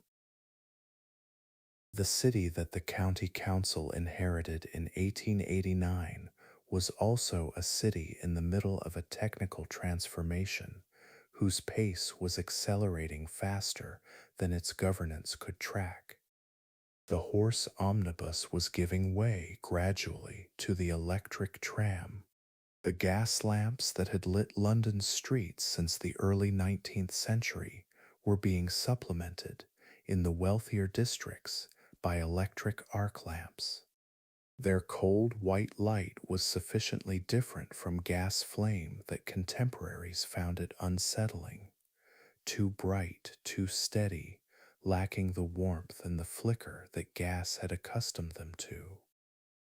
The Underground Railway was extending its reach, the cut and cover construction of the Metropolitan giving way to the deep bore tube tunnels that a new generation of engineers had learned to drive through the London clay, at a depth where the disruption to the street above was minimal. The City and South London Railway, which opened in 1890 between Stockwell and King William Street in the city, was the first electric underground railway in the world. Its locomotives running on current from a generating station at Stockwell, its tunnels driven 16 meters below the surface. Its passengers were carried in padded cars that the press described as padded cells, the windows being too small and too high to see out of. The river at the end of the century ran cleaner than it had in 300 years. Bazalgette's sewers had removed the worst of the contamination. The cholera outbreaks had ceased, and the Thames through central London had recovered enough biological function that fish, absent from the central river for decades during the worst of the pollution, had begun to return to the cleaner stretches. The embankment gardens were planted and maintained. The pleasure steamers ran from Westminster Pier to Greenwich and to Kew, their passengers sitting on the upper deck in the summer months looking at a city that presented its best face to the river, the new embankment, the Somerset House facade, the shot tower on the south bank, the dome of St. Paul's visible above the roofline of the city, the tower and tower bridge at the river's bend. A sequence of facades that had been composed, not quite intentionally, but not entirely accidentally, into something that looked from the water like a city that knew what it was. Beneath the pleasure steamers, beneath the embankment, inside the sewer tunnels that Bazalgette had built with his doubled pipe diameter, the flow ran eastward in the darkness toward the outfall works, carrying the city's waste downstream in a slow, continuous movement that never paused and never varied and had been operating reliably and invisibly since 1870. Above the sewers, in the cut and cover tunnels and the deep tube bores, the underground trains ran their routes through the city's interior, their passengers reading newspapers by electric light 30 feet below the streets that the costermonger's barrow had navigated that morning. Above the trains, the streets that followed the pattern that Alfred had drawn in 8086, that the Great Fire had failed to rationalize, that Wren and Nash and Barry had embellished without replacing, that Booth had colored and coded and measured, carrying their traffic in the particular noise and density of a Victorian city at the end of its great century of construction. The Roman wall was still there, in the places where no one had needed to remove it, embedded in the foundations of the Victorian warehouses and the medieval churches and the Georgian counting houses that pressed against it from both sides. The ragstone courses ran through the basements of the city in a line that a determined walker could still trace, corner to corner, from the river at Blackfriars to the river at the Tower. The same line that had defined the city's boundary for 17 centuries, that Alfred had repaired and the Normans had built against, and the medieval city had pressed beyond, and the Victorian city had buried in its own accumulated substance. The city that the 20th century would inherit was assembled. Its bones were the Roman street pattern and the Saxon market grid, and the Norman stone and the medieval accumulation, and the rebuilt brick of the post-fire city and the Georgian estate developments and the Victorian infrastructure, all of it present simultaneously, all of it load-bearing, all of it invisible to the people walking above it in the ordinary way of people who live inside a thing and do not need to understand its structure to use it. The Thames moved through all of it, as it had always moved, tidal, patient, older than any name anyone had given it. Its water the same water that had received the Bronze Age swords and the Roman drainage and the medieval waste and the Victorian sewage. It had processed all of it in the slow way that large rivers process what cities give them, without judgment, without memory, at the pace of water finding the sea. The city on its banks had been building for 2,000 years. It would go on building. The layers would continue to accumulate, each decade pressing the previous one a little deeper into the ground, sealing it, preserving it in the dark beneath the weight of whatever came next. The lights along the embankment reflected in the high tide water. The city settled into the winter evening. The river moved.